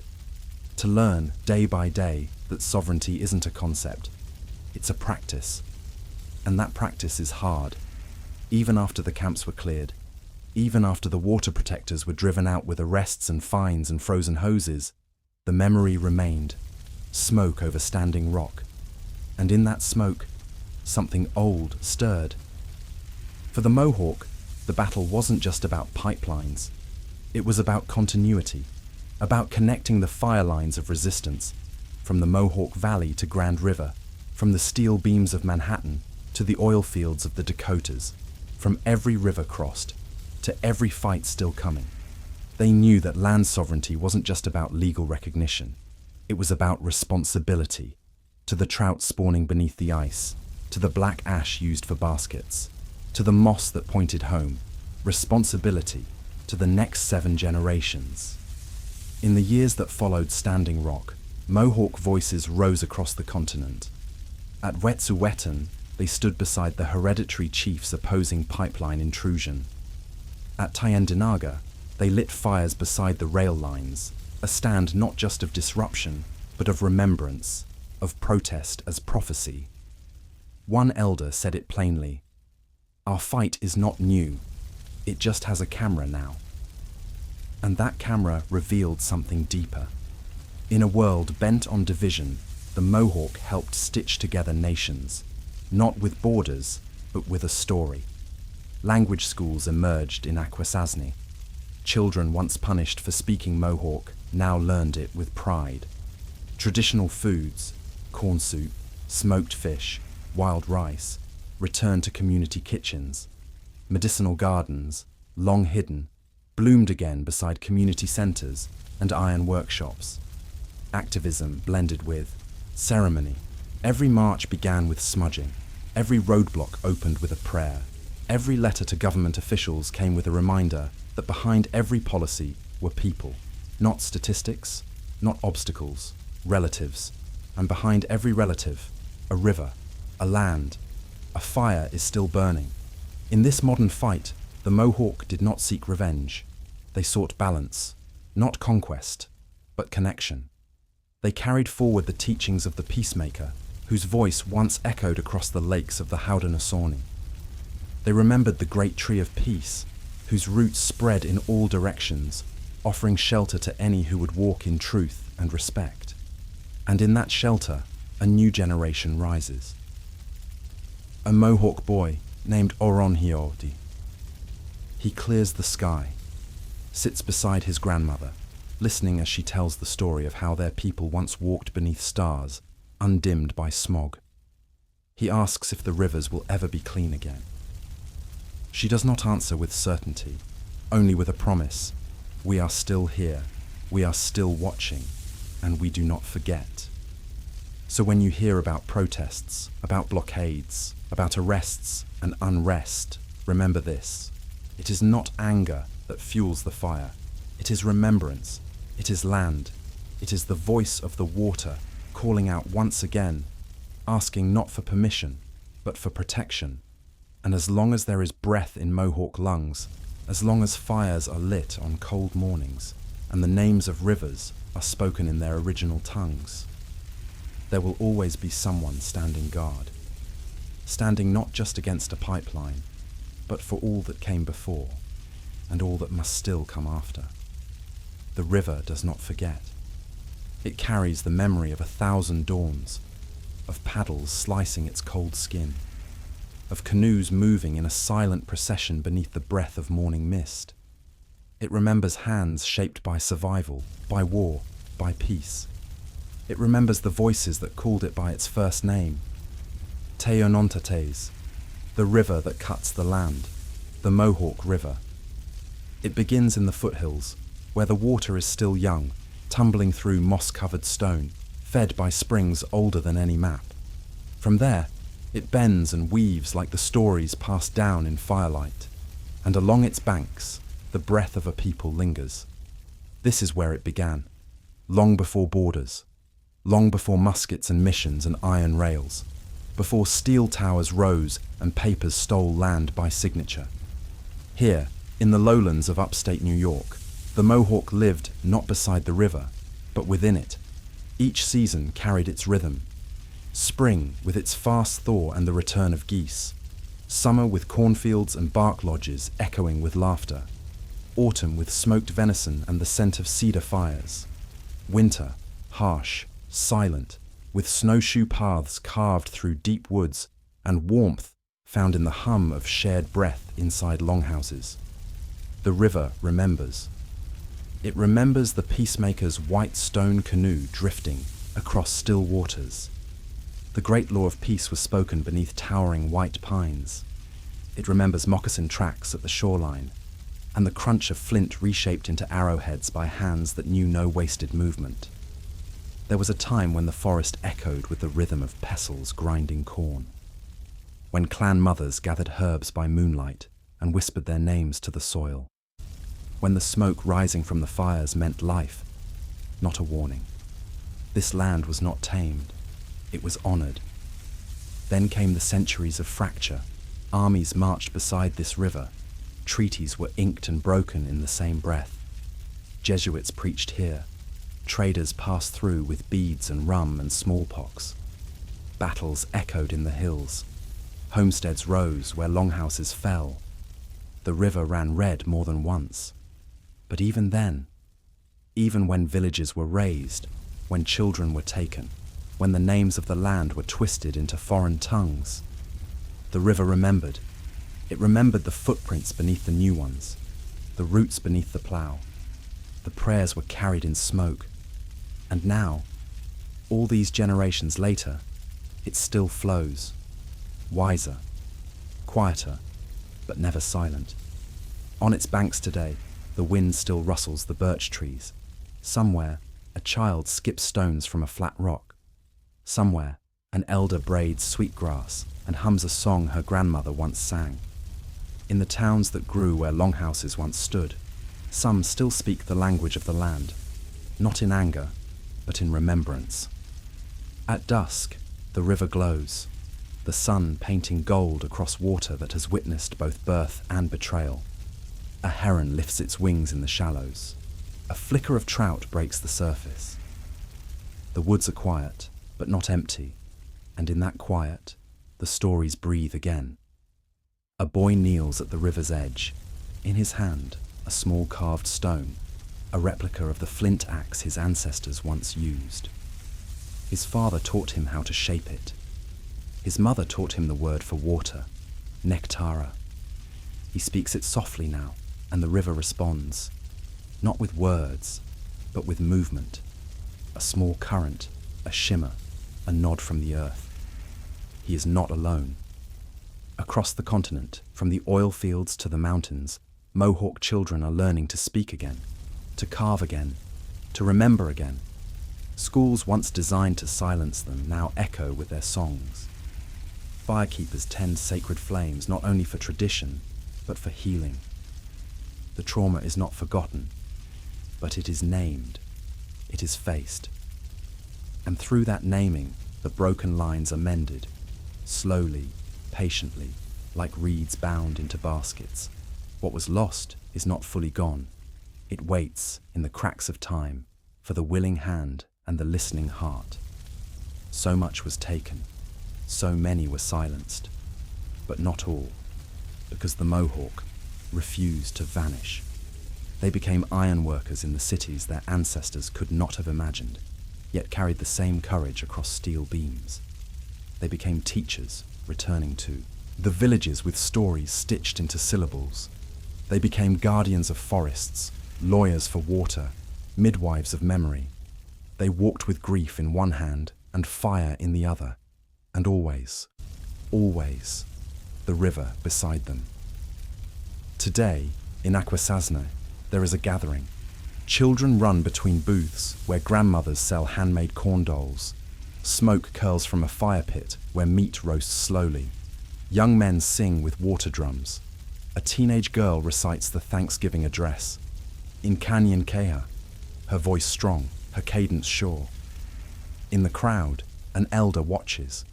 He remembers that speaking that language in public could earn a beating. He remembers the silence his father wore like armor.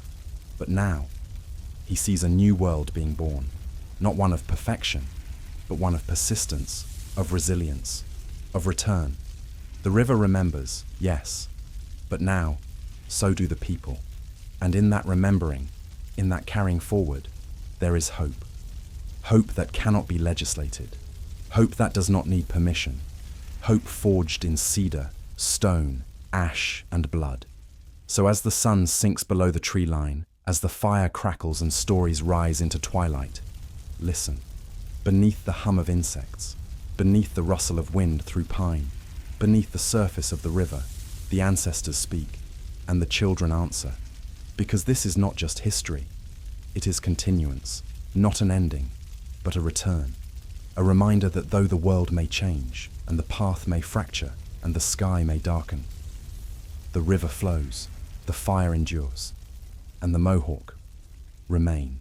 Before the missions, before the chains, before the sound of church bells ever echoed through the canyons, there was a silence here, not empty, but sacred.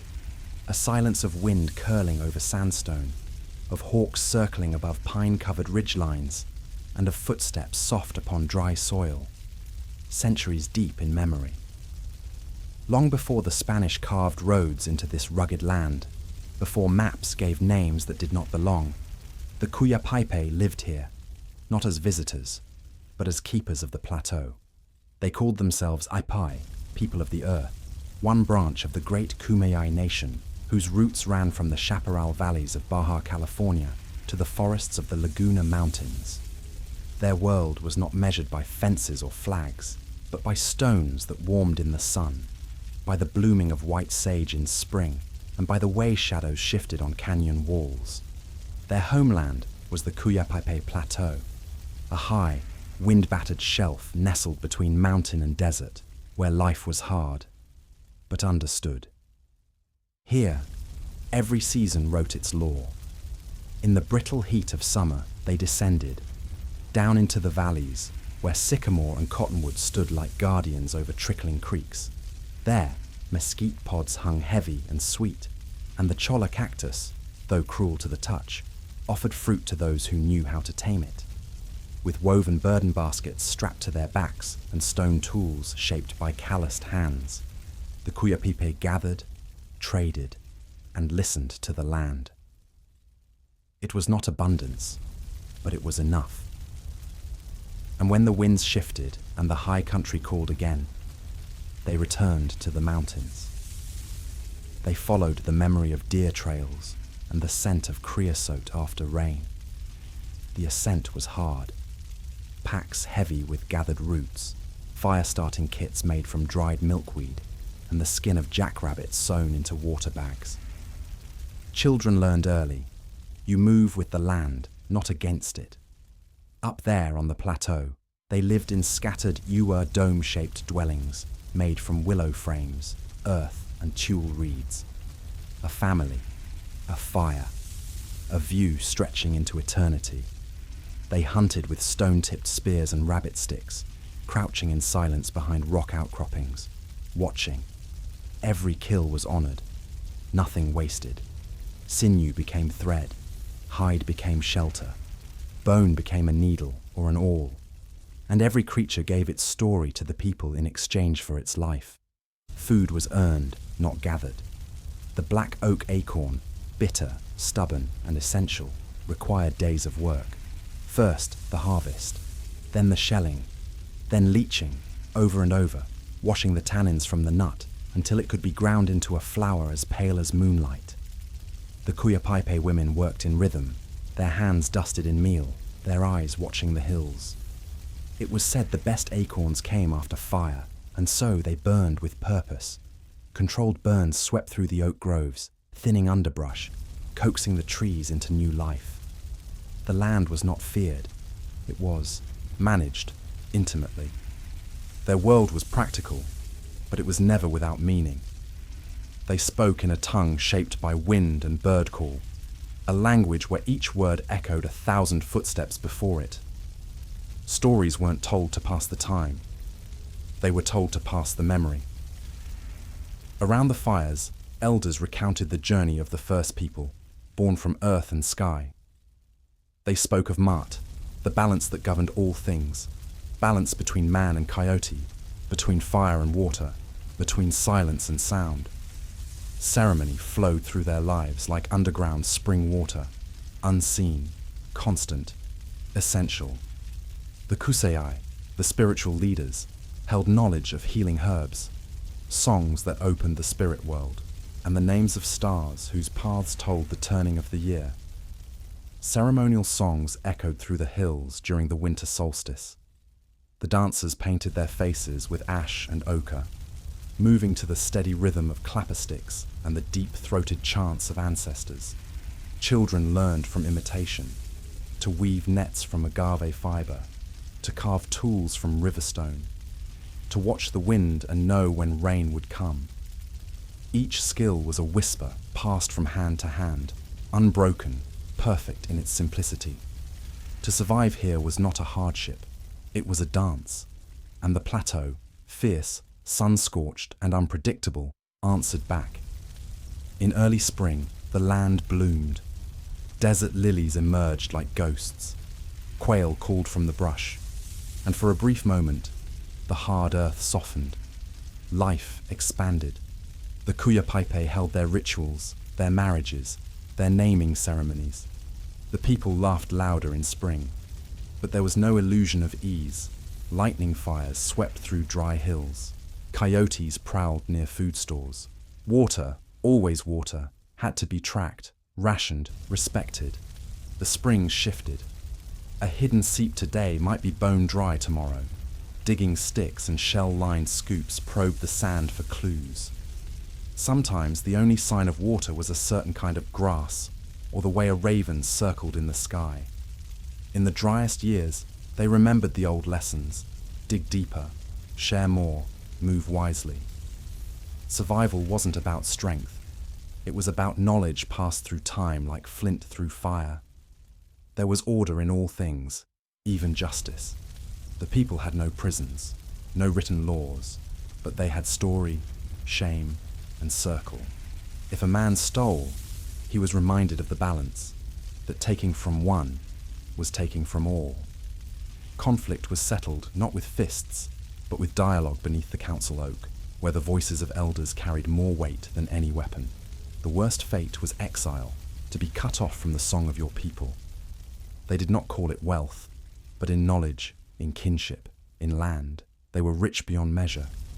There were no cathedrals, no paper maps, no iron keys, but there were stone mortars worn smooth by generations of hands grinding acorn meal. There were petroglyphs etched into canyon, walls, spirals, suns, and stories no European would understand. There were paths known only by moonlight, marked by broken twigs and the scent of crushed sage. And there were dreams of deer running across the ridges, of grandfathers whispering through the pine needles, of ancestors whose bones rested beneath the wildflowers.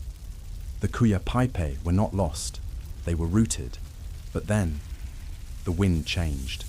Beyond the western hills, ships had landed. Foreign tongues, bearded men in metal and robes, crosses raised in the dust. Horses have never been eaten before, diseases no healer could stop. They were still a horizon away, but they were coming. For now, the plateau stood still, proud and scarred and humming with the life of its people. But the silence was breaking, and with it, 1,000 years of rhythm would be tested, not by nature, but by man. The sun rose the same way it always had over the ridges of the Kuyapaipe Plateau. But something in the wind had changed.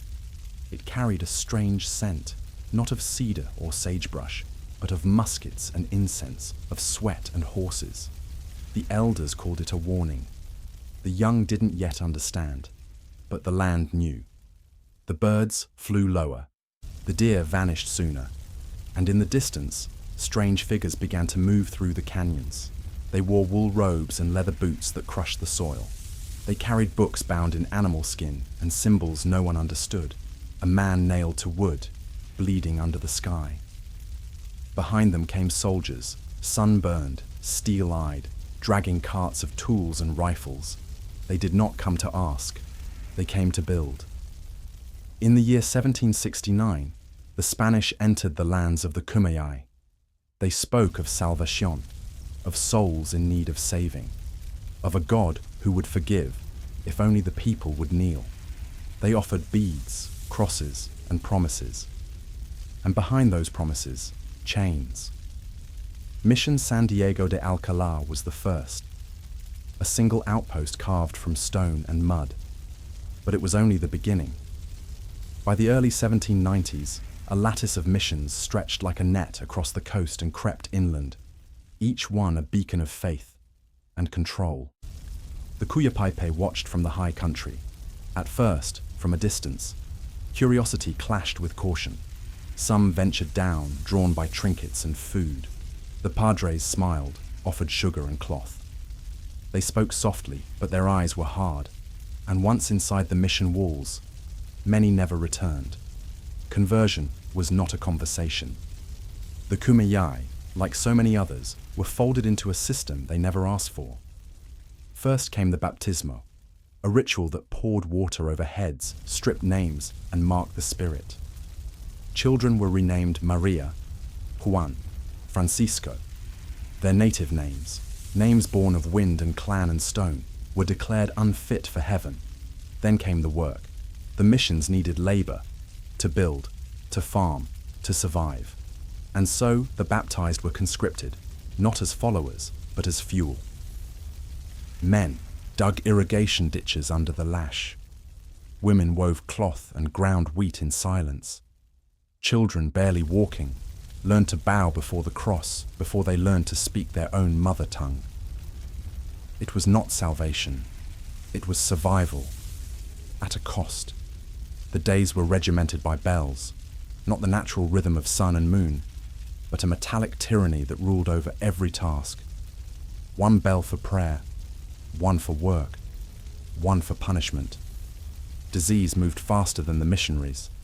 Measles, smallpox, influenza, illnesses that had never touched the Kuyapaipe now swept through the villages like fire through dry chaparral.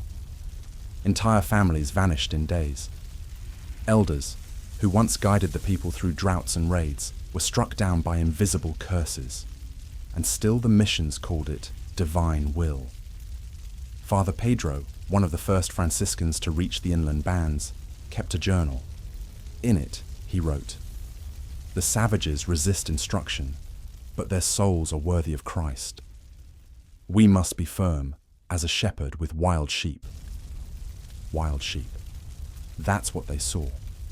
But the Kuyapaipe were not sheep, and they did not forget. Some escaped, fleeing the stone compounds by night, cutting back through dry riverbeds, climbing the broken ridgelines toward home.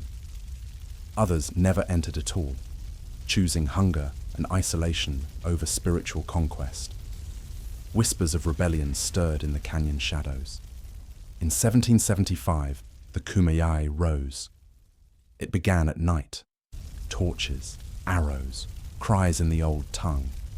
The mission San Diego burned. A priest was killed. The Spanish reeled, stunned that the baptized could bite back. But they misunderstood. They thought they'd conquered a people. They had only angered them. Retaliation was swift. The military presence hardened. Barracks were built beside mission walls. Prison cells deepened. Every revolt brought new shackles. Every runaway, a lesson to the others. Public floggings became theatre. Resistance, branded as sin. And yet, the flame never died. In the highlands, the Kuyapaipe kept their ceremonies alive, in secret. They gathered under moonlight, far from mission eyes. They whispered the old songs into the ears of children. They carved sacred symbols onto rocks no missionary would climb. They buried their dead in the old way, even as mission records claimed their souls for Christ. It was war without swords, a battle for memory, a quiet rebellion of language, belief, and blood. The missions recorded names, numbers, baptisms, deaths, but they did not record grief. They did not record the silence left in the wake of disease. They did not see the mother who sang her dying child into the next world with a song no Spaniard could understand. They did not feel the weight of traditions snuffed out in a single generation. The mission system lasted decades. It reshaped the land, introduced livestock that devoured native plants, built aqueducts that drained ancestral springs, and trained generations to see the cross as salvation and their own past as something shameful. But not everyone was broken. Old men refused to kneel.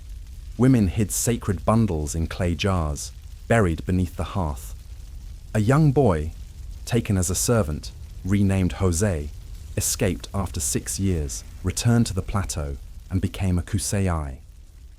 His descendants would one day teach the stories again. Not all survived, but some remembered. The Spanish believed they had built heaven on earth. But for the Kumeyaay, the missions were a storm, brutal, foreign, and relentless. And yet, when the storm passed, the roots were still there, twisted, scarred, but alive. By the early 1800s, the mission system began to crumble. Mexico claimed independence from Spain. Priests lost power. The buildings cracked and faded, but the damage was done. Entire cultures had been disfigured, languages suppressed, lands stolen. Yet in the canyons, on the ridges, in the wind-swept corners of the Kuyapaipe Plateau, the old world whispered. They survived, not by brute force, not by surrender, but by remembering who they were beneath the names imposed on them. The cross came with promises of light, but it cast a long, cold shadow. And in that shadow, the Kuyapaipe endured. They were called neophytes, converts, laborers. Souls are won for the kingdom of God. But those who truly listened, who walked the dry earth of the plateau, knew that another story was unfolding, a quieter one of clenched fists behind closed doors, of feet moving at night, of secrets whispered beneath wind-worn rocks. This was not a submission. This was resistance, shaped not in fire, but in silence. By 1775, the Spanish had laid the foundations of their new world across Kumeyaay lands. Missions stood like stone sentinels, imposing, fortified, and alive with the sound of bells and prayers. But beneath the chants and the daily grind of forced labor, something moved in the dark. The Kuyapaipe and other highland bands had seen enough. They had watched their kin pulled from the hills, baptized, renamed, and reshaped. They had seen children's hair cut, sacred beads stripped away, languages forbidden. They had heard the cries of those beaten for refusing to kneel, and they had counted their dead, claimed not by sword, but by disease. And still, they endured. In the eyes of the missionaries, the mountain people were stubborn, wild, slow to accept the light of Christ. But the Kuyapaipe were not slow. They were deliberate. They knew that open rebellion meant slaughter. The Spanish had muskets, horses, iron-tipped spears, and worse, paper stamped with royal seals that claimed to own the land beneath their feet. So, the people resisted in ways the empire could not see. The sabotage began small. A stone blade slipped into a gear wheel at the mill. A water channel was subtly dammed upstream, cutting flow to the mission's fields. Leather straps soaked in water until they swelled and cracked the stocks of firearms. Soapberry smeared into the flour, causing sickness that could not be traced. It wasn't war by fire, it was death by 1,000 cuts. And it worked. Records from Mission San Diego show weeks when tools broke inexplicably. Crops failed without explanation. Animals vanished from the corrals despite watchful eyes. The priests blamed spirits, or Satan. But it wasn't spirits, it was resistance. Still, the shadows could only hide so much. In late 1775, the tension snapped. On a cold November night, over 600 Kumeyaay warriors from various clans, Highlanders, coastal dwellers, desert raiders, moved in unison. They had coordinated for months, maybe longer, through whispered meetings at seasonal camps and messengers cloaked as traders. The target, Mission San Diego de Alcalá. They came armed not with steel, but with stone knives, fire-hardened clubs, and arrows tipped with obsidian. In the dark, they crept like wind through brush, surrounding the mission compound. Inside, the missionaries slept under the illusion of peace, but peace was never real. At dawn, they struck. Flames climbed the mission's roof, lighting the sky in red and smoke. Arrows sang through the morning. Chaos unfolded within the adobe walls. One priest, Father Luis Jaime, was killed in the opening surge. Spanish records would later call it a massacre. But for those who had lost families, names, and gods, it was justice. And then, silence again. The attackers scattered before the soldiers could retaliate. Some vanished into the hills, others slipped into the villages, blending into daily life. The Spanish, stunned, retaliated with fury. Raids were ordered, captives taken, punishments brutal. Yet they never found the organizers, because the real resistance did not end that day. It had only changed shape. For the Kuyapaipe, the revolt was both a symbol and a signal. They withdrew deeper into their highland homes. They stopped sending young people to the missions. They watched every pass, every trail, every creek bed, setting silent alarms. Sticks bent in odd directions, ash spread to detect footprints. Their knowledge of the terrain became their weapon. Hidden trails snaked through the canyon walls, wide enough for a single footstep, too narrow for horses or wagons. They led to springs known only to the elders, to caves where sacred objects were kept, to clearings where stories were passed down in song. The Spanish maps showed roads, but the Kuyapaipe traveled paths that were never drawn. At night, the drums still sounded. Buried in the hills, far from mission eyes, the sacred dances continued. Faces painted with ochre and ash moved beneath the stars. Elders sang the creation stories. Children learned the niwai, the memory words, chants that preserved lineage, law, and land. If caught, it meant flogging, or worse. But they danced anyway, because to forget was death. Some women, taken by force to serve in the missions, returned years later, silent, hardened, but carrying knowledge. They brought word of new priests, of changing rules, of sickness spreading faster.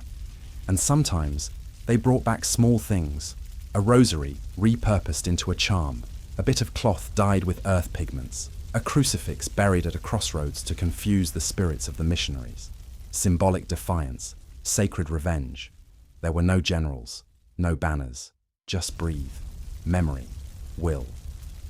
One story, passed down in fragments, speaks of a man named Paiute, a Kuya Paipe scout once baptized, who escaped the mission and lived alone for years in the broken granite hills above Pine Valley. At night, he crept down and left food for those still trapped inside.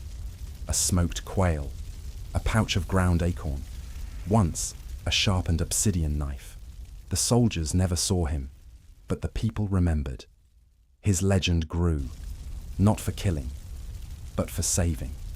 This was the resistance the empire could not crush.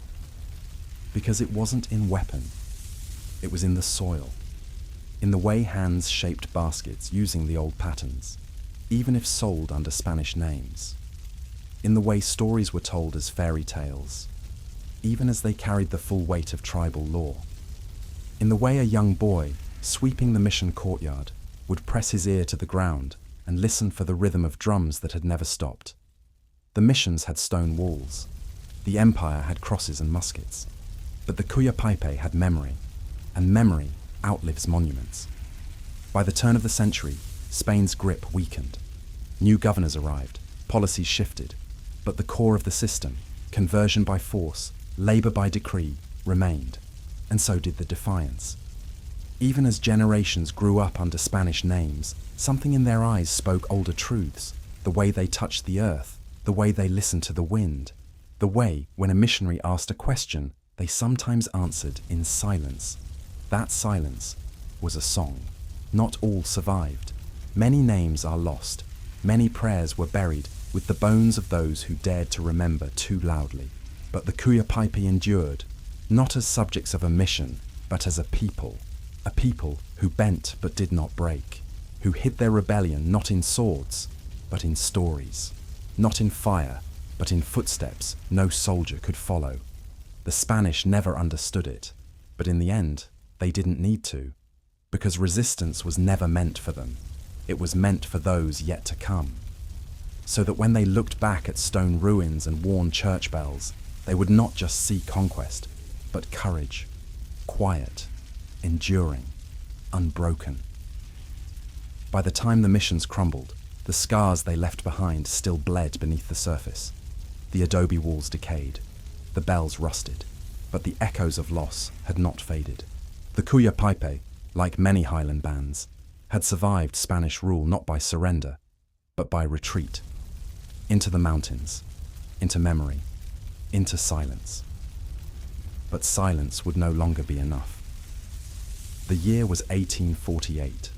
The war between Mexico and the United States had ended in ink and conquest. California, vast and broken, changed hands like a stolen knife.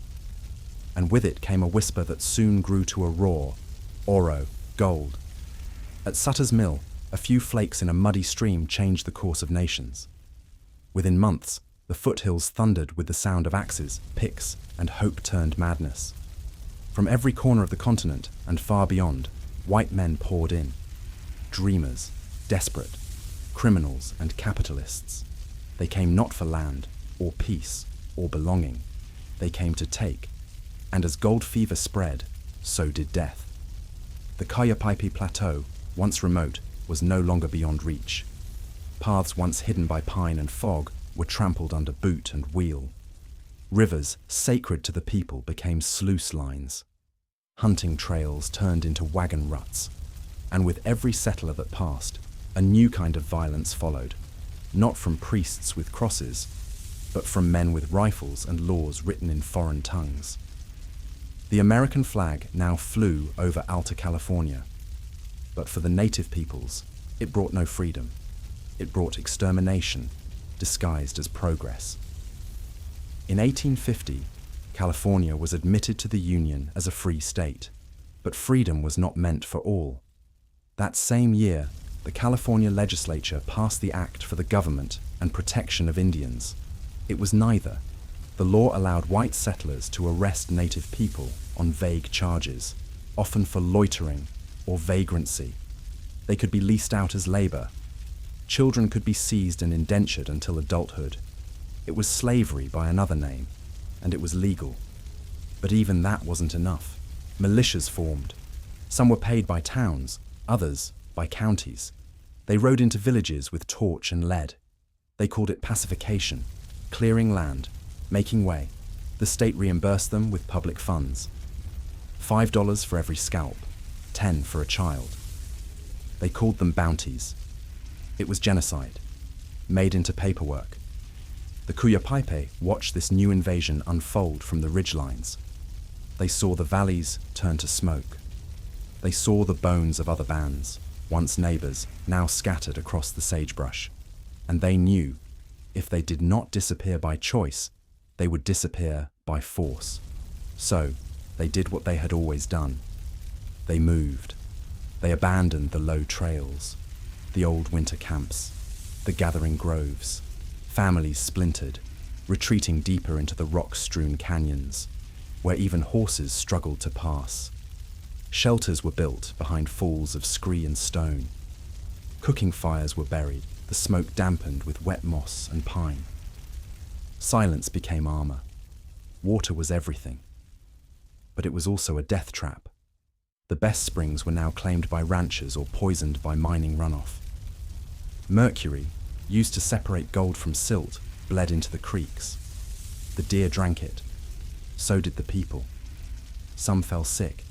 Others wasted slowly. The once clear streams that fed life now dripped sickness into the mouths of those trying to hold on. One survivor, an elder named Arawa, remembered it later. We thought the Spaniards were cruel, but these new men, they did not want our souls, only our silence and our land.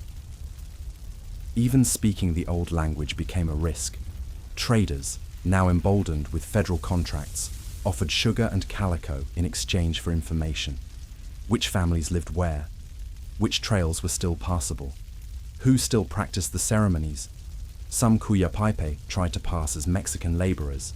Others, as mission converts, hide their past behind rosary beads and broken Spanish. But the land remembered them.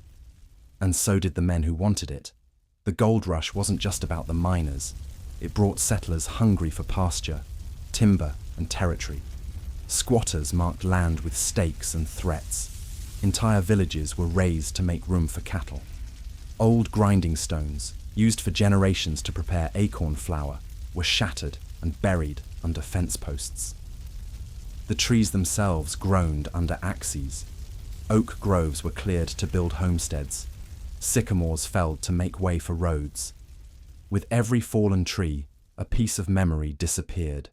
There were moments of defiance. In the winter of 1852, a group of Kuyapaipe men raided a settler's cabin near the base of Storm Mountain. They didn't take gold, just tools. An axe, a kettle, and 3 goats. It was survival. But the settler returned with 12 men and a sheriff's writ. The mountains echoed with gunfire. One woman, trying to flee with her child, was shot beneath a juniper tree. Her name was Kwaye. Her child survived. After that, no more raids came from the high plateau, only silence. Some families vanished entirely. Names that once held meaning.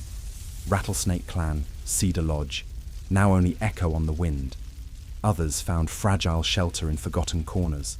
A dry arroyo that still held water after rains. A cave known only to 2 generations.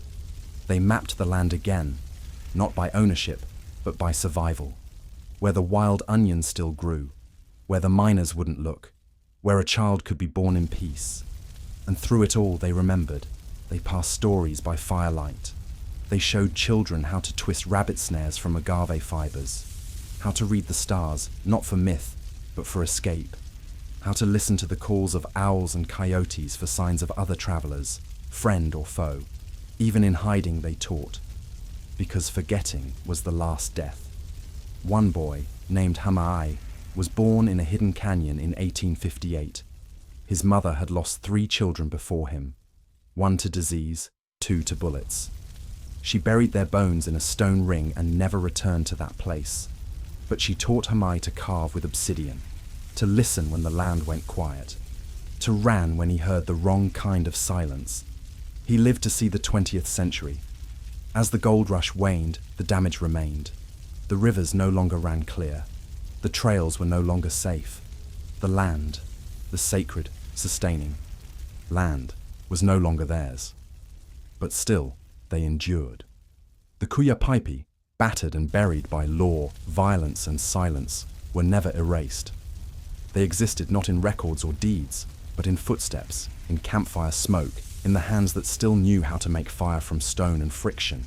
They were scattered, wounded, but not broken, because the earth remembers, and so did they.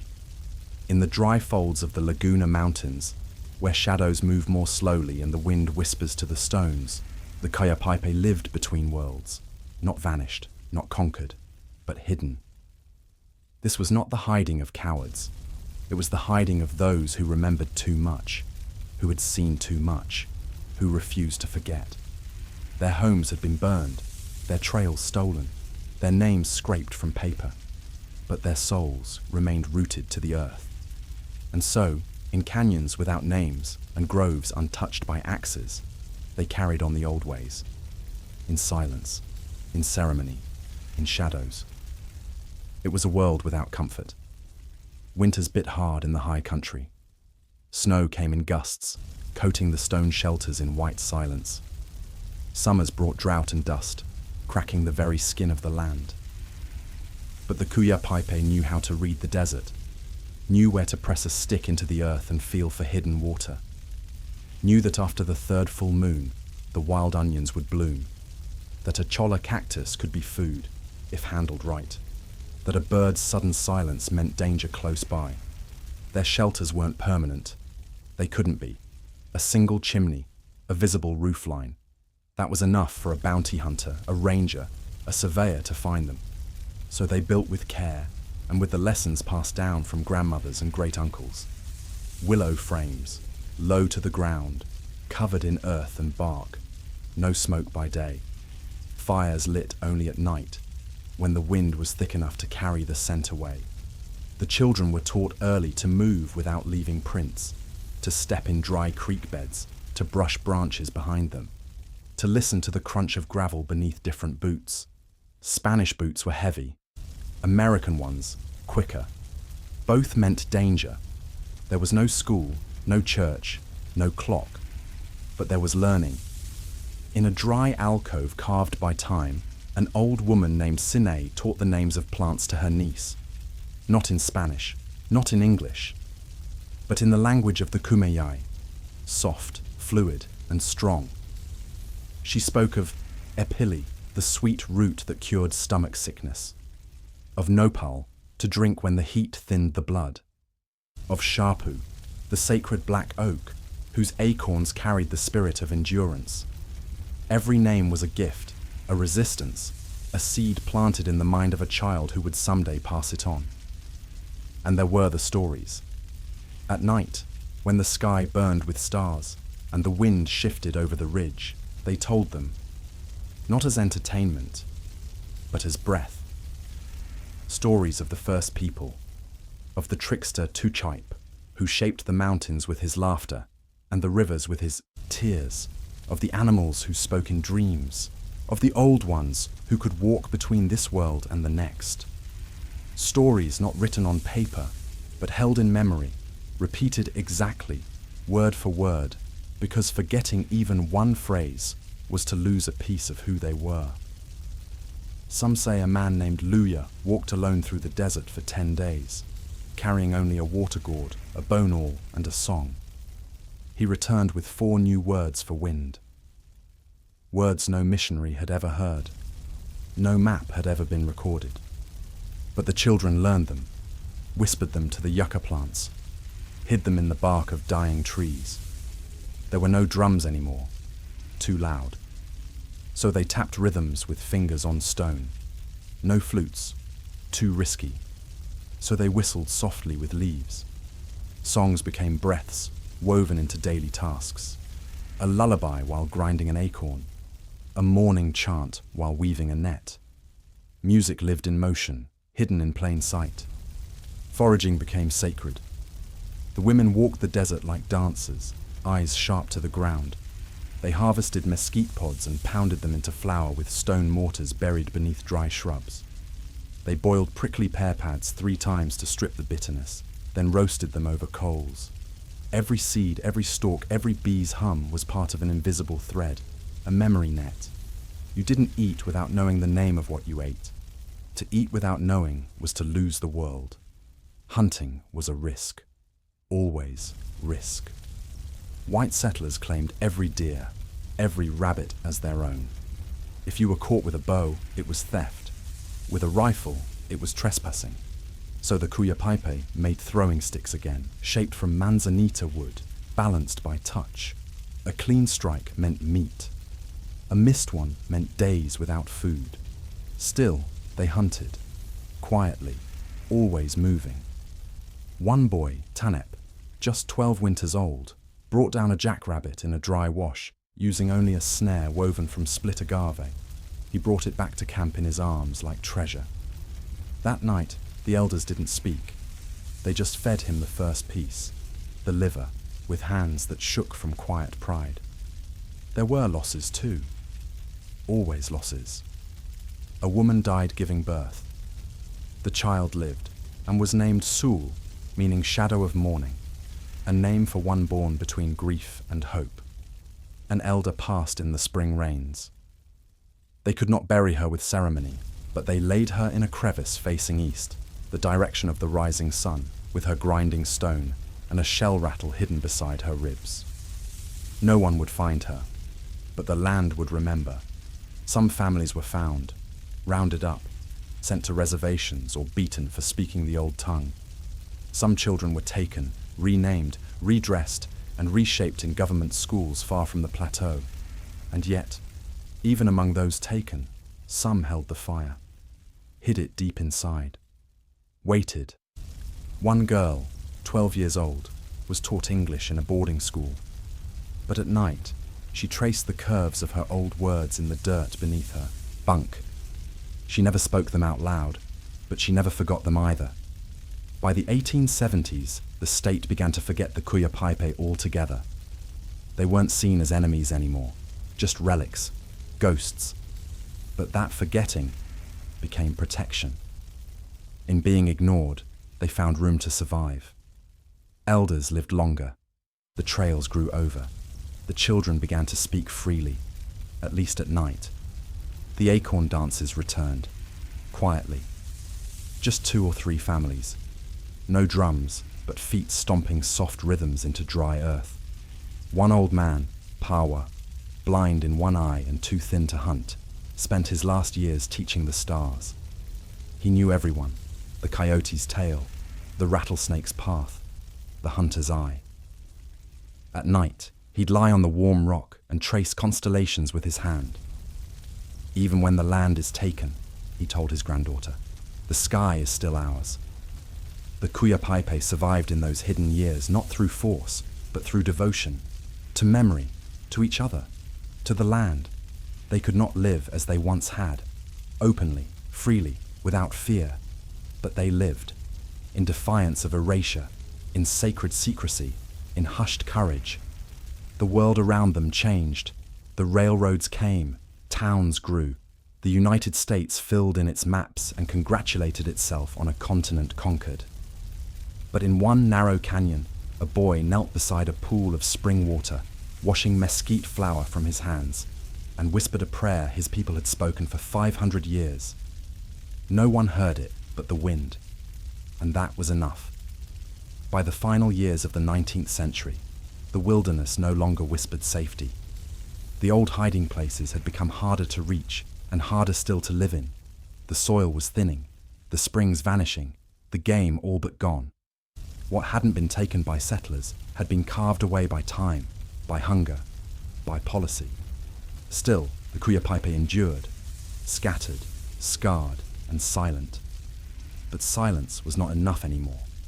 In 1891, the United States government offered the Kumeyaay and other native bands an answer, a place, a promise, a reservation. They called it Capitan Grande. It was carved into the mountains northeast of San Diego, a patch of land defined not by ancestral memory, but by congressional boundaries. It was not where the Cuyapaipe had always lived. It was not where their ancestors had sung, hunted, or died. But the government called it Indian country now, a solution, they said, to centuries of suffering. Yet this solution came with chains of its own. Capitan Grande was rugged, dry, remote, not unlike the Cuyapaipe Plateau, but stripped of what little bounty the earth once gave. There were no fields ready to farm, no easy water, no infrastructure. The federal agents didn't care. The goal was containment, not survival. One government clerk wrote in 1892, "They have their land now. Let them prove they can use it." But land without tools is a prison, a cage without bars. The Cuyapaipe arrived as strangers. They had not chosen Capitan Grande. It had been chosen for them. They were herded in with other bands, Kumeyaay from coastal and inland villages, some who spoke dialects they could barely understand. Families who had never lived together were suddenly expected to govern together. Centuries of different customs collapsed into one boundary line drawn in Washington, D.C. Conflict came quietly, but quickly. Who would lead? Whose laws would apply? Would the ceremonial calendar be shared? Who would speak for the people when the Indian agent came demanding head counts and harvest reports? In the old days, leadership was earned, not declared. Elders rose with wisdom, not elections. But now, the Bureau of Indian Affairs insisted on chiefs, councils, paper trails. The federal government wanted structure it could manage, not culture it could respect. It fractured the people. Some elders withdrew, refusing to take part in the white man's councils. Others, younger and desperate for supplies, cooperated, not out of loyalty to the system, but out of need. The children were hungry, the fields were dry. To accept rations, you had to follow the rules, and the rules were made far away. In one recorded meeting from 1895, an interpreter named Felix spoke for the Cuyapaipe families who had joined Capitan Grande. When asked why they had not met the crop quota, he answered plainly, "Because the land does not feed us. It has never fed us, and your agents do not feed us either." That meeting was never followed up, but the hunger remained. By the early 1900s, cracks in Capitan Grande became chasms. The US government, having claimed to give the tribes their land, now began taking it back again, piece by piece. In 1919, San Diego city planners turned their eyes to the valley beneath the reservation. It was ideal, they said, for a reservoir. In 1931, the El Capitan Dam was approved. The land that once held homes, burials, and prayer circles was soon drowned beneath rising water. No ceremony was allowed, no compensation sufficient. The government seized the land under eminent domain. Native families were given weeks to leave, forced to watch as their homes disappeared beneath the slow, merciless flood. That loss shattered what little hope remained at Capitan Grande. But for the Cuyapaipe, many of whom had already retreated to the eastern heights of the Laguna Mountains, it was also a final betrayal. They had bent under mission chains, run from bounty hunters, survived in shadows. Now even their supposed protected land was not safe. Then, in a bureaucratic twist dressed as progress, the federal government did something new. It gave them back a sliver. In 1893, the Cuyapaipe were assigned a separate tract of land, a narrow stretch high in the Laguna Mountains, removed even from Capitan Grande. It was called the Cuyapaipe Reservation. On paper, it was recognition, a place to live, to rebuild. A whisper of sovereignty. But in reality, it was an afterthought, remote, dry, and choked with stone. The Bureau of Indian Affairs approved the tract without roads, without water infrastructure, without farming support. No one expected it to succeed. It was land because no one else wanted it. Still, the people came. They built with what they had, log cabins with bark roofs, dugouts lined with dry pine needles, shelters built stone by calloused hands. Water was hauled in barrels, often miles by mule. When snow came in winter, they burned sagebrush and old timber. When it ran out, they burned what they had left, even family heirlooms. The children played among granite boulders. The elders watched the hawks return each spring. It was not the old life, but it was life. For some, it was enough. A man named Chapai, born in hiding during the bounty years, became one of the first to settle the new reservation. He taught his grandchildren to trap quail, to shape arrowheads from river glass, to dry mesquite flower on flat stones in the sun.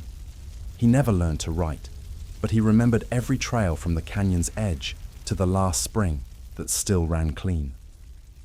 Another woman, Ipayu, gathered the last seeds of native tobacco from the valley floor before the floods came. She replanted them on the reservation, in a hidden grove she never told anyone about. "The earth has lungs," she told her daughter, "and this is how we help her breathe." Life was not easy. There were no markets, no medicine. If a child was bitten by a rattlesnake, there was no doctor close enough to save them. Winters took the weak, summers wore down the strong, and always there was the knowledge, the ache, that this land was a fraction of what had once been theirs. The US called it sovereignty, but sovereignty without resources is just survival. Still, they remained. They held ceremonies. In secret at first, then slowly, more openly, they taught the language, breath by breath, to children who now answered to names like Thomas or Martha at government school, but still knew how to say emat nii when asking for water. In the 1940s, the US offered relocation again, this time to urban centers. Promises of jobs, homes, opportunity. But the Kuyapaipe had seen what such promises meant. Most stayed, because in that hard, dry place, they had carved something real, not what had been taken, but what had endured. A stretch of land where the stars still told the old stories, where the earth still knew their footsteps, where prayers still rose, spoken not in English or Spanish, but in the breath of ancestors, soft, defiant, and alive. The reservation system may have been built as a cage, but the Kuyapaipe turned it into a memory, and from memory, they built survival. The wind still carried the voices of the old ones, those who once walked the Kuyapaipe plateau in silence, then in hiding. They had endured fire, flood, and starvation, missions, militias, and stolen names. Yet by the final years of the 19th century, a single truth remained. The Kuyapaipe still existed. They were battered, scattered, living on fractured land with hollow promises. But they endured. And then, quietly, almost as an afterthought in a federal document, came recognition. A year buried in bureaucracy.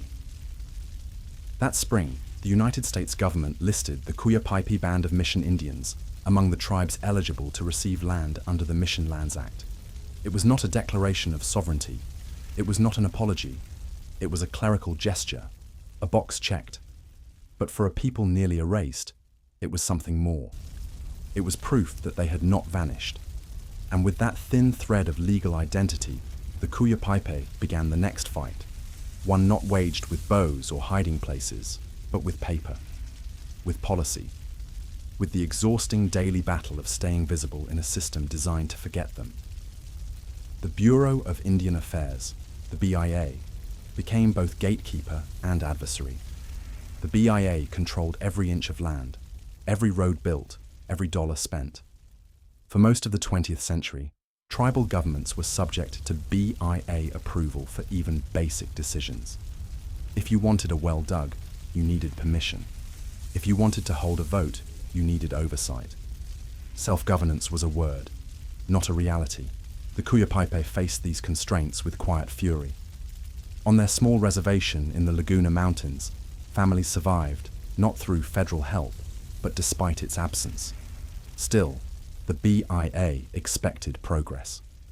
In one 1937 report, an inspector wrote, "The Kuyapaipe appear uncooperative. Their housing is insufficient, their productivity minimal. But he never saw the woman who walked 6 miles each day to carry water in a clay pot balanced on her back. He never saw the child who caught jackrabbit with a woven net made by his grandfather. He never saw the elder who taught language and ceremony by firelight, even after being warned not to. It was not uncooperativeness, it was survival. Still, recognition came with obligations and burdens. The Kuyapaipe were expected to organize under the Indian Reorganization Act of 1934, a federal attempt to reshape tribal governance into a model the government could understand. Councils, constitutions, elections. The BIA wanted tribes to behave like towns, with mayors and minutes. The Kuyapaipe resisted.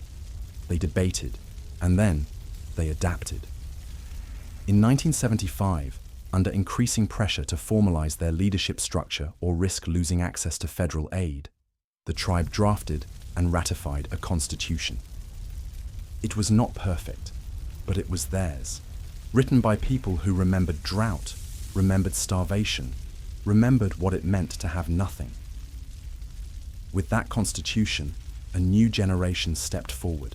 Men and women born in the dust of the 1930s, raised through war and relocation, returned to fight not with spears, but with letters, petitions, lawsuits. Leaders like Joseph Curo and Delfina Ortega emerged, fierce, deliberate voices who spoke not just for recognition, but for respect. They demanded funding for housing, for roads, for clinics. They fought to reclaim parcels of land lost to error or oversight. They studied law late into the night, their fingers tracing unfamiliar words: sovereignty, trust status, fiduciary responsibility, and made them weapons of justice. In 1980, the tribe challenged a BIA land ruling that threatened to sever a key stretch of their territory. The fight dragged for years. Hearings, filings, delays, but they did not give up, because they knew something Washington didn't. They were not just fighting for land, they were fighting for memory, for the graves buried in unmarked soil, for the springs that fed their mothers, for the right to speak the old words without shame. That same decade, the Kuyapaipe began work to reclaim their own governance, pushing for greater control over enrollment, law enforcement, and development. Each victory came slowly, often shadowed by new red tape, but they pressed forward. In a world that had long demanded assimilation, they chose sovereignty.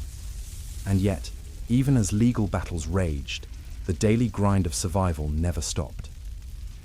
The reservation remained isolated. Winters cut off access. Food was hauled in battered trucks. Medical emergencies meant praying someone's car would start, but they made it work. Elders passed on oral records of family lines, vital for tribal enrollment. Young men trained in traditional fire starting and shelter building, combining bushcraft with legal defense. Women held talking circles, healing centuries of generational trauma through voice and ceremony. They were building something stronger than a paper nation. They were building a future. One child, born in 1992, grew up listening to her grandfather tell stories of the old trails, the mountains before the dam, the language before it fell quiet. That child, years later, would stand in a California courtroom, wearing a ribbon skirt and speaking fluent English, but delivering her words first in Kumeyaay. The judge didn't understand, but the point was not to be understood. The point was to be heard. Legal recognition had given them a seat at the table, but it was grit, memory, and the old ways, remembered through hardship, through blood, that gave them power. By the early 2000s, the Kuyapaipe Band began asserting themselves with renewed vision. They launched economic initiatives, asserted their environmental rights, partnered with universities to preserve Kumeyaay language, created wellness programs to counter the damage left by relocation, poverty, and forced education. Federal recognition had started as a line in a ledger, but it had become a banner under which a people, once scattered like wind across stone, had gathered again, to rebuild, to resist, to remember. The Kuyapaipe had survived war, conversion, genocide, and betrayal. Now they survived bureaucracy, the Cold War of paperwork and courtrooms, with the same tools their ancestors had used in the wilderness: patience, endurance, and the unshakable belief that their land, their voice, their way of life still mattered, even in America, even in this century, even now. In the highland folds of the Laguna Mountains, where the earth runs dry and the wind never rests, the land tests its people. And the Kuyapaipe have long known, this land remembers everything. Here, the summer heat simmers on stone like a warning. The trees lean with age, their bark scarred not just by time, but by flame. Water, once drawn from hidden springs in abundance, now sinks deeper into the earth. The desert grows hungrier, and the skies bring less and less rain. This is not just land, it is memory in motion. And it burns. Fire has always been a part of this world. Long before the white man came with laws and borders, the Kumeyaay set fire to the hills with purpose. It was a tool, a renewal. The low burns cleared dead wood, coaxed seeds from the soil, and fed the deer with fresh shoots. It was knowledge passed down through ceremony and careful study of wind, slope, and season.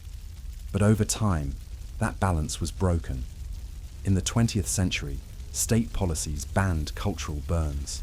Federal agencies stamped out fire as if it were always a threat, never a medicine. And so, for decades, the forest grew thick with fuel. The underbrush choked the old trails. And when fire finally came, it did not whisper, it roared. In 2003, the Cedar Fire tore through San Diego County like a storm of ash and fear. It was one of the worst wildfires in California history.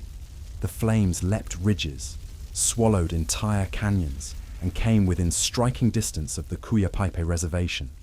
There was no warning siren, no evacuation order, just the smell of smoke and the rush of instinct. Tribal families gathered what they could: children, elders, old photos, medicine bundles, and fled down winding mountain roads, choking on smoke, praying the wind would turn. Some stayed behind, not out of recklessness, but out of duty. They dug fire breaks by hand, hauled water in plastic drums, beat flames with wet canvas. There were no helicopters, no fire engines, just determination. One man, Joseph Tekken, stood watch through the night. His own home, a timber cabin rebuilt from the bones of an older one, was already smouldering.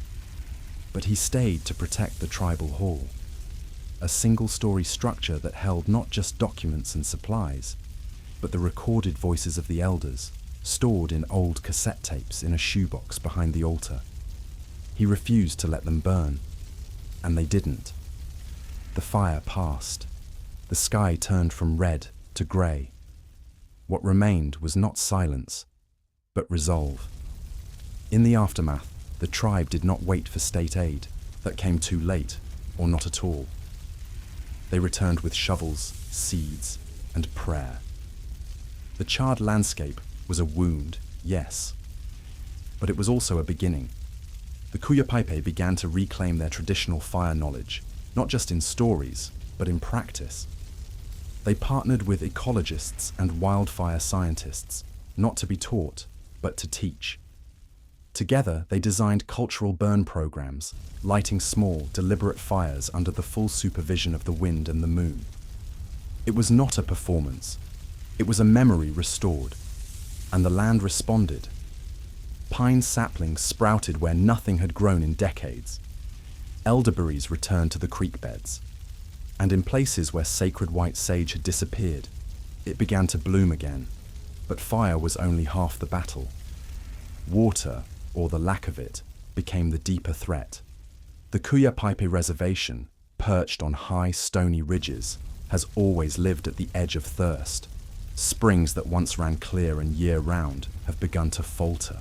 Climate shifts brought longer droughts, hotter summers, and unpredictable snowmelt. Shallow wells dried. Wildlife fled downhill.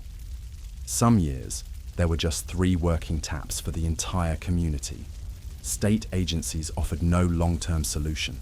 Promises were made, but paperwork piled higher than water tables. So the tribe turned to what they had always trusted: the land, the sky, and their own hands. They dug cisterns, not with machines, but with shovels and stone picks. Rain catchment systems, built from scavenged materials, were placed beneath the eaves of every shelter. Old adobe and stick homes were reinforced with straw bale insulation, thicker, warmer, cooler, and designed to capture every drop of morning condensation. It wasn't just survival, it was stewardship. Tribal environmental officers, many of them young, many of them learning to speak the old language as they tested pH levels and soil salinity, began mapping the springs, tracking wildlife migrations, planting drought-resistant native plants in scorched areas.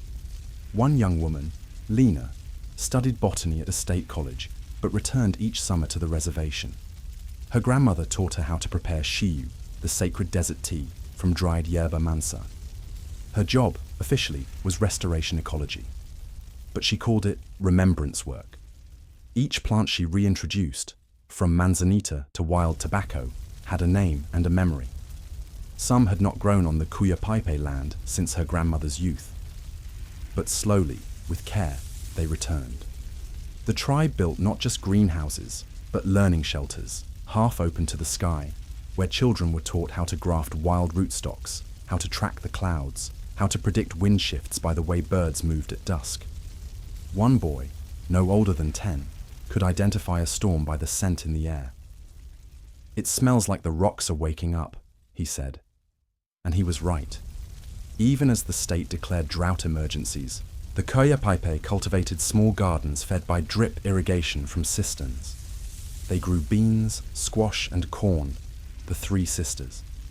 Not just for food, but for ceremony, for culture, and they taught.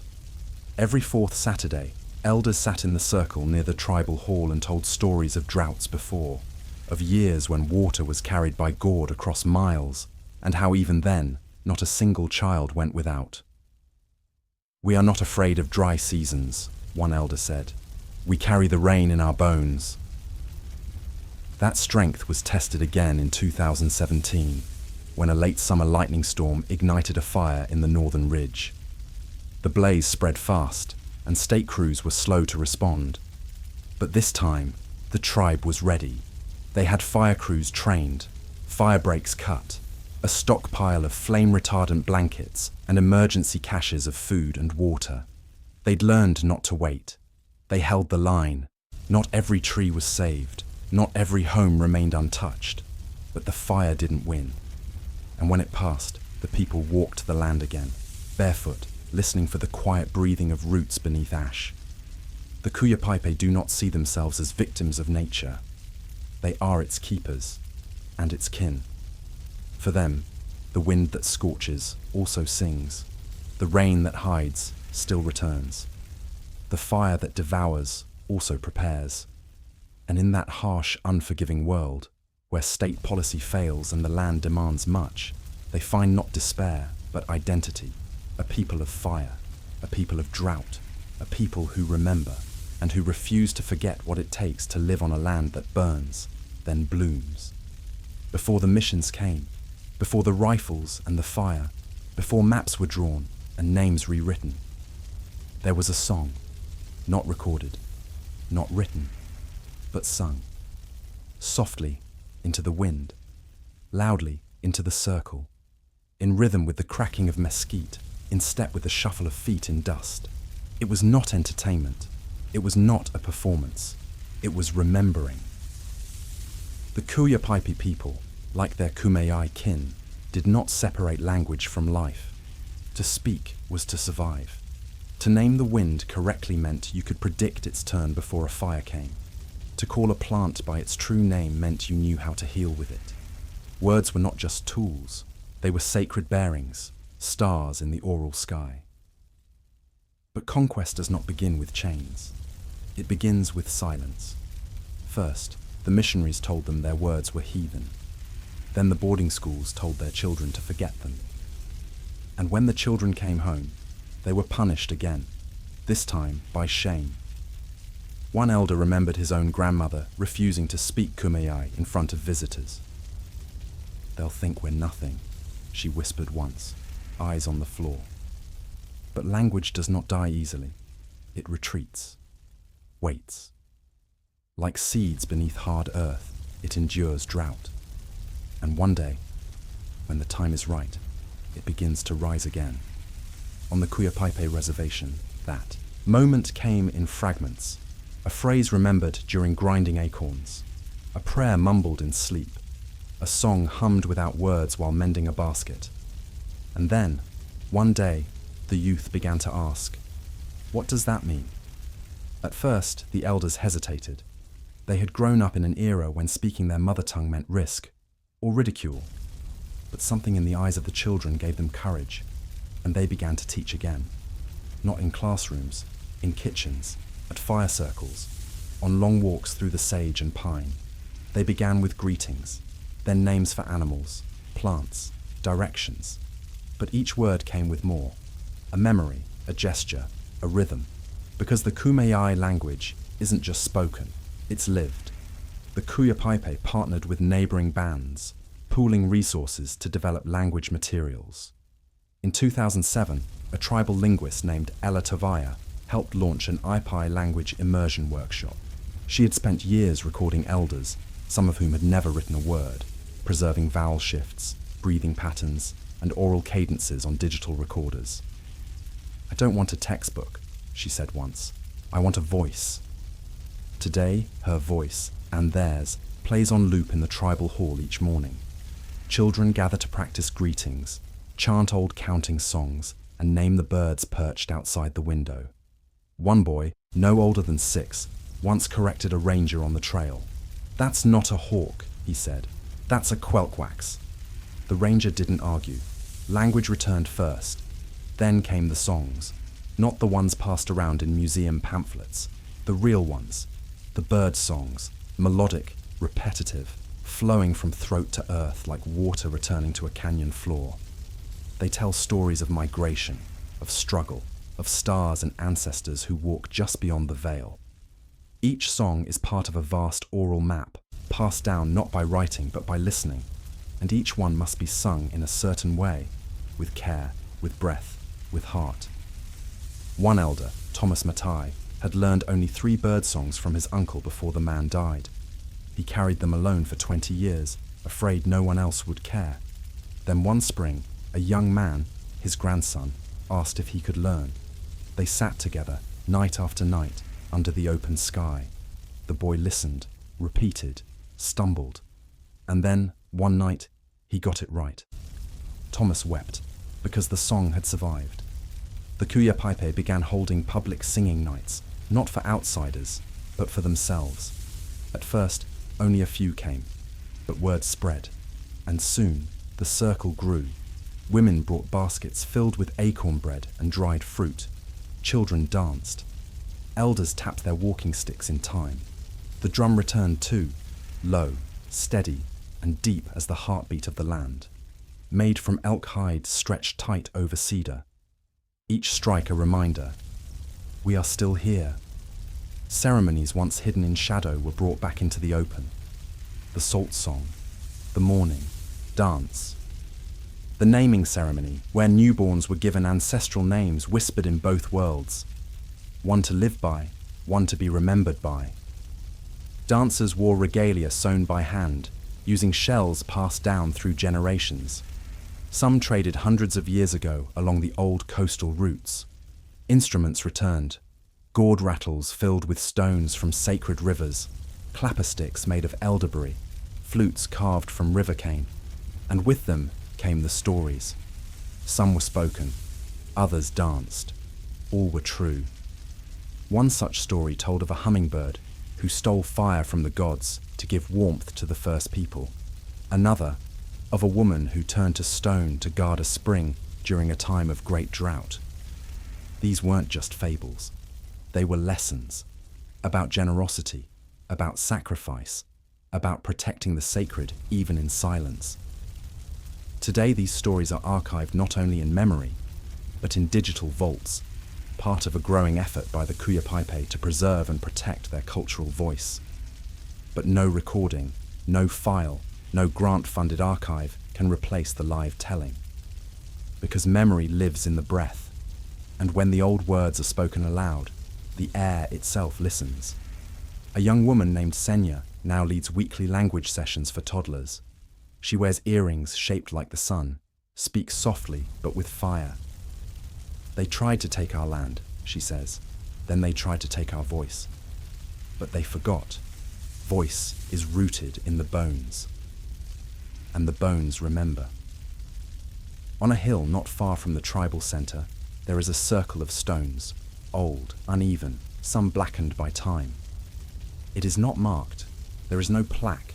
But if you sit there at sunrise, you might hear singing, not loud, not proud, just steady, a lullaby in Ipai, a prayer in rhythm with the earth, a promise that even if the world changes, the people will remain, not because they were spared, but because they refused to forget. And now, with every word, every note, every step in the dust, they are remembering forward, not just surviving, but becoming whole. At the edge of the Laguna Mountains, the past is still carried in the wind, in the names of rocks, the curves of dry creek beds, and the quiet beat of memory. But now, alongside the echoes of song and story, something new rises. Electric signs flicker against desert skies, asphalt ribbons cut through chaparral and pine, and a single structure, sleek, humming, and gleaming with neon light, stands where once only stone and silence ruled. It is a casino, and it is a testament to survival. For the Kuyapaipai band of Mission Indians, as for many native nations, the path to economic recovery did not come from reparations. It did not come from federal trust or state goodwill. It came from risk. And in the 1990s, they took that risk.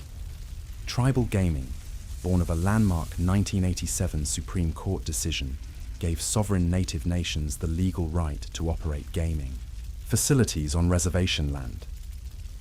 But the choice was not simple. For the Kuyapaipai, whose reservation was small, remote, and rugged, opportunity did not come knocking. They had to build the door themselves. Leaders debated for months. Some elders saw the promise of gaming as a bitter irony, wealth extracted through machines, lights, and chance, in place of the sustainable balance they once held with land, seed, and song. But others argued it was time to reclaim what was owed, to use the tools of the present to protect the voice of the past. In 2001, after long negotiations and a compact with the state of California, the tribe approved the development of a small Class II gaming facility just off reservation land, partnered with other tribal interests. What followed was not just an economic experiment, it was a moral test, because with money, finally, came power, and power has never come easily to the Kuyapaipai. The first revenues went not into lavish homes or cars, but into roads, into reliable electricity, into healthcare. The tribal clinic expanded its services, offering diabetes prevention, trauma counseling, and elder care rooted in cultural values. For the first time in living memory, the tribe was not begging for scraps from county boards. They were sitting at the table. And yet, even as prosperity bloomed in patches, so did tension. What does it mean to build a casino on ancestral land once held sacred? Can tradition survive when profit takes the lead? Is sovereignty just the right to make your own mistakes? Some tribal members raised concerns: the environmental impact, the spiritual cost.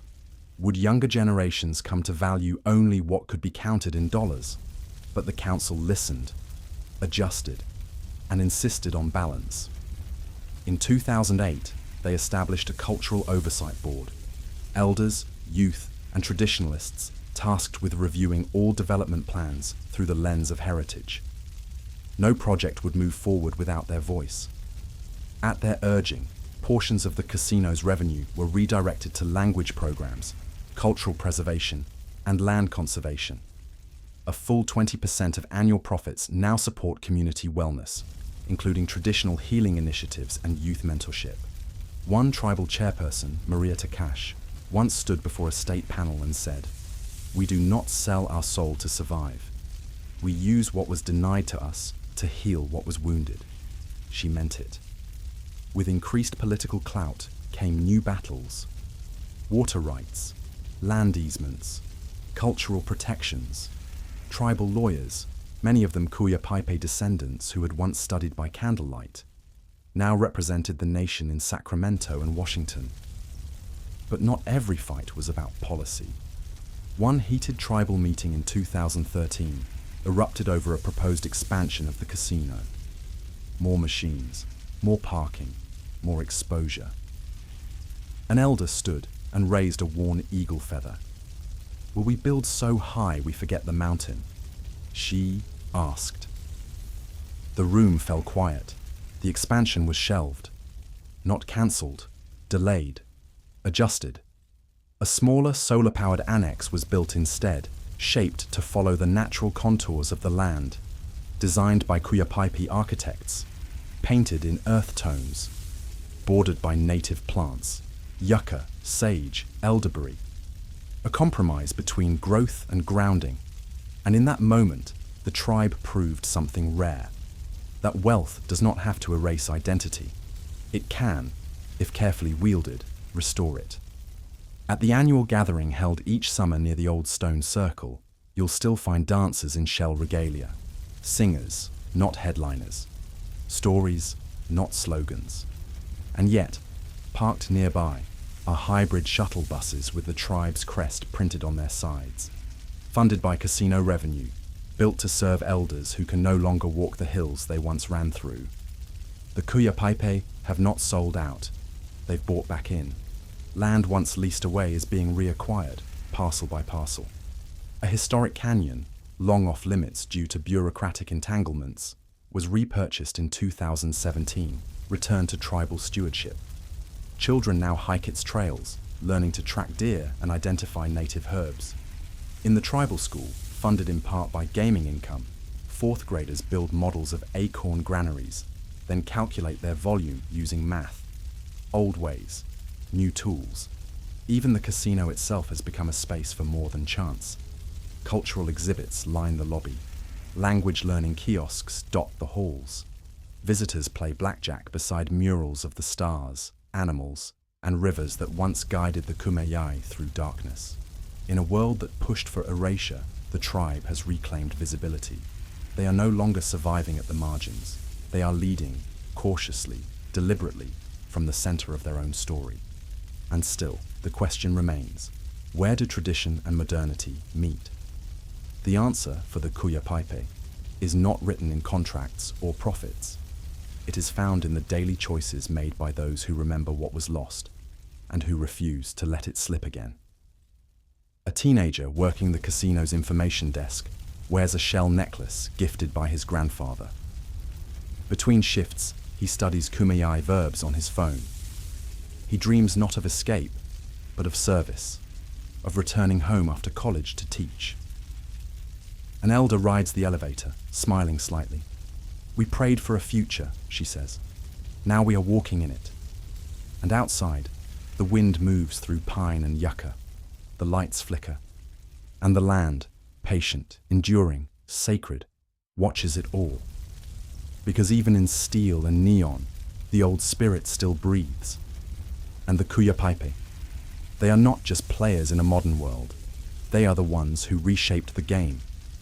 Before maps drew lines, before fences and deeds and surveyor stakes, there were only the mountains. They rose like sentinels, dark and wind-carved, guarding what was sacred, not in the eyes of ownership, but in the breath of memory. For the Kuya Paipe band of Mission Indians, those mountains were not just landscape. They were ancestors, they were ceremony, they were story, and many of them are now fenced off, gated, sold to someone else. On a clear morning in early spring, the elder Nathan Tokawen stood at the edge of a canyon overlook in the Laguna Mountains. He pointed to a ridge wrapped in mist. "That's where my grandmother would go to leave offerings," he said. Before the rains came, before the colonel bought the land, before the gate is new. The mountain is not. It's called Kwaimi, and it holds petroglyphs older than the mission bells, spirals carved by hands that knew the stars. Prayer sites nestled in clefts where snow lingers even into May. Sacred springs where songs were sung for the deer's return, for the renewal of seeds, for the dreamers who guided their people through drought and war. But the Bureau of Land Management lists it as undeveloped federal property, and the State Wildlife Department says it's a protected ecological zone. Neither mentions the ceremonies, the burial grounds, the echoes in stone. And so, once again, the Kuyapaipe are forced to fight. But this time, they wield a different kind of spear. Legal filings, cultural surveys, digital maps marked not with borders, but with breath. In 2016, the tribe partnered with environmental advocates and anthropologists from the University of California to launch the Mountain Memory Project, a vast effort to document, map, and legally assert the cultural significance of over 24 off-reservation sites. The process is painstaking. Each site must be verified through oral history, archaeological evidence, and environmental impact statements. Every footstep must be accounted for. Every piece of evidence must be translated for courts that do not speak the language of the land. But step by step, story by story, they are building the case.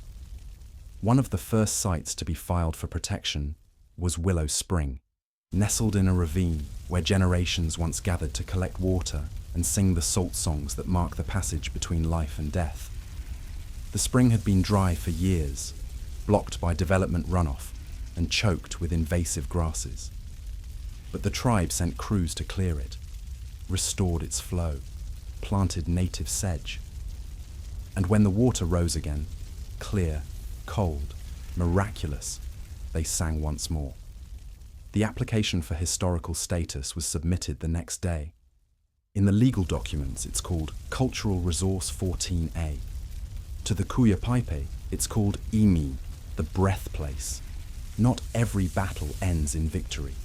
In 2019, a proposed wind farm threatened to cut through a ridge known for its burial cairns. The developer argued the site had no confirmed significance. The tribe protested, offered oral testimony, submitted drone footage of rock alignments matched to celestial patterns. The project was delayed, then redesigned. One turbine was removed from the plan, not enough, some say, but a start. And with each fight, the tribe learns, trains its youth in GIS mapping, teaches land law in high school workshops, builds bridges with outside allies, not in compromise, but in clarity. A cultural preservation officer, Lana Cooch, says it plainly. They say we want to own the land. Number, we want to protect what's already ours, spiritually, eternally, ancestrally. This isn't about property, it's about promise. That promise stretches deep, beyond law, beyond maps, because even in silence, the mountains remember. On the western slope of Monument Peak lies a narrow cave, half collapsed, barely visible from the trail. Inside, faint handprints mark the wall. Ochre red, human, timeless. When tribal youth found it during a guided hike in 2022, one girl pressed her hand against the stone beside the print. Same size, same shape. She didn't say a word, but when she stepped out into the sunlight, something in her had changed. That moment, quiet, unrecorded, was worth more than any permit, more than any title. Because to reclaim sacred ground is not just to fight for land, it is to fight for memory, for the link between body and earth, for the right to stand where your ancestors stood and hear the same wind move through the pines. Today, the tribe continues its work, filing for easements, requesting ceremonial access to protected lands, training youth to lead. They've installed interpretive signs at trailheads, not for tourists, for their own. So the next time a child asks, "What happened here?" there's an answer more powerful than a silence. This is where we danced.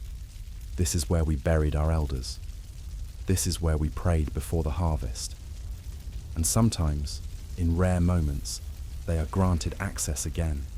A sunrise dance on a ridge long closed, a naming ceremony held beside an ancient spring, the sound of rattles echoing against stone.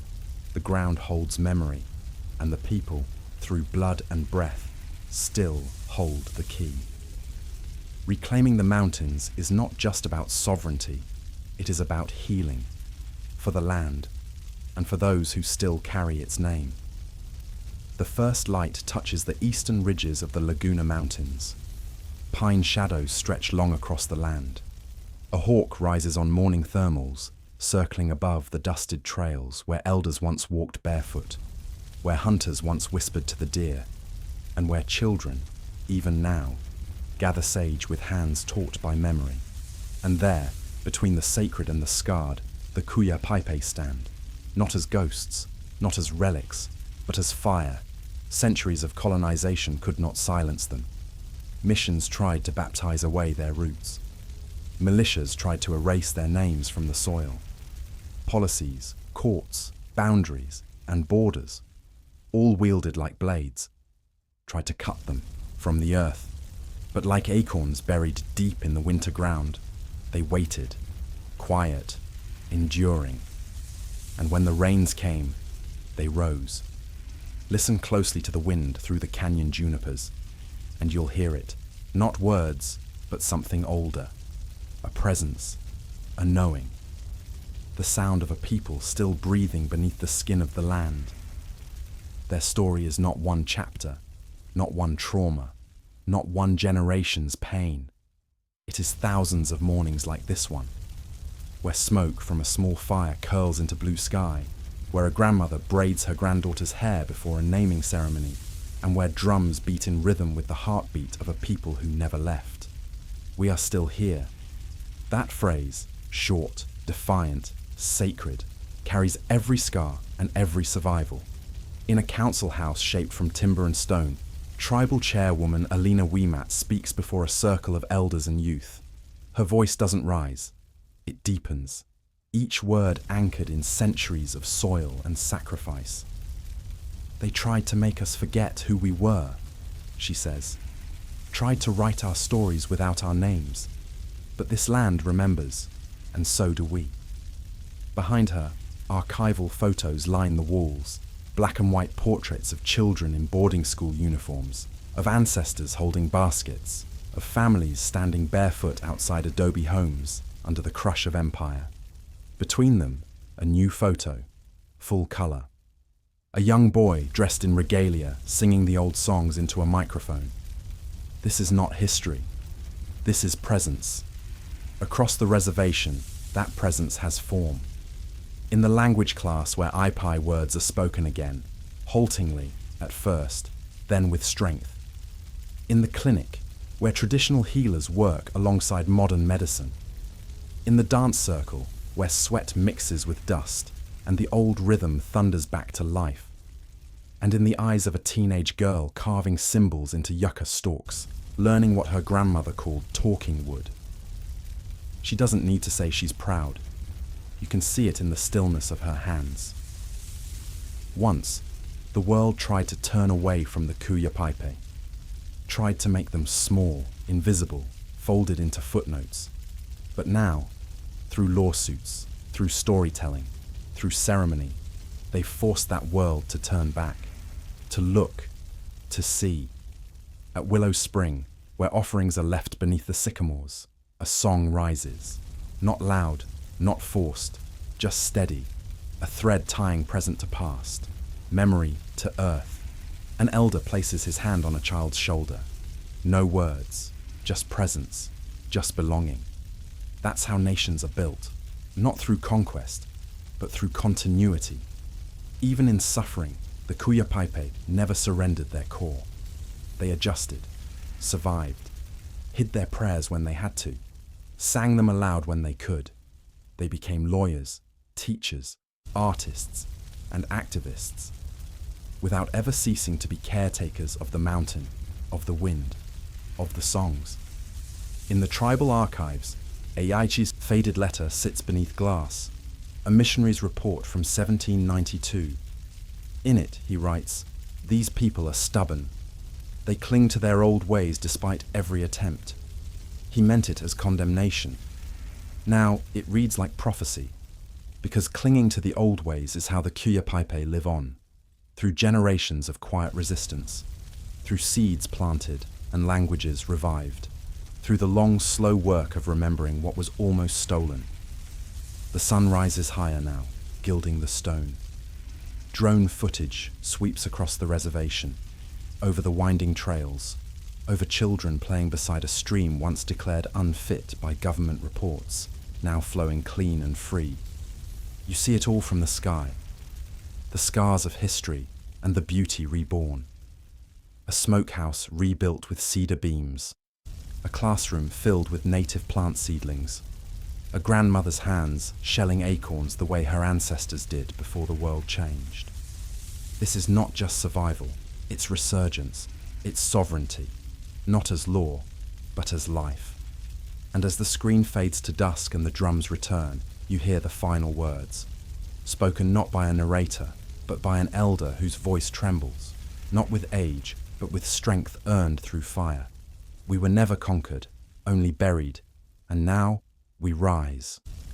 A long pause, then a song, old, trembling, full.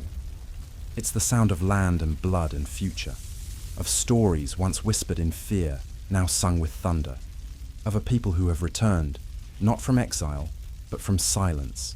And in that final breath, the truth becomes clear. The Kuyapaipai are not history.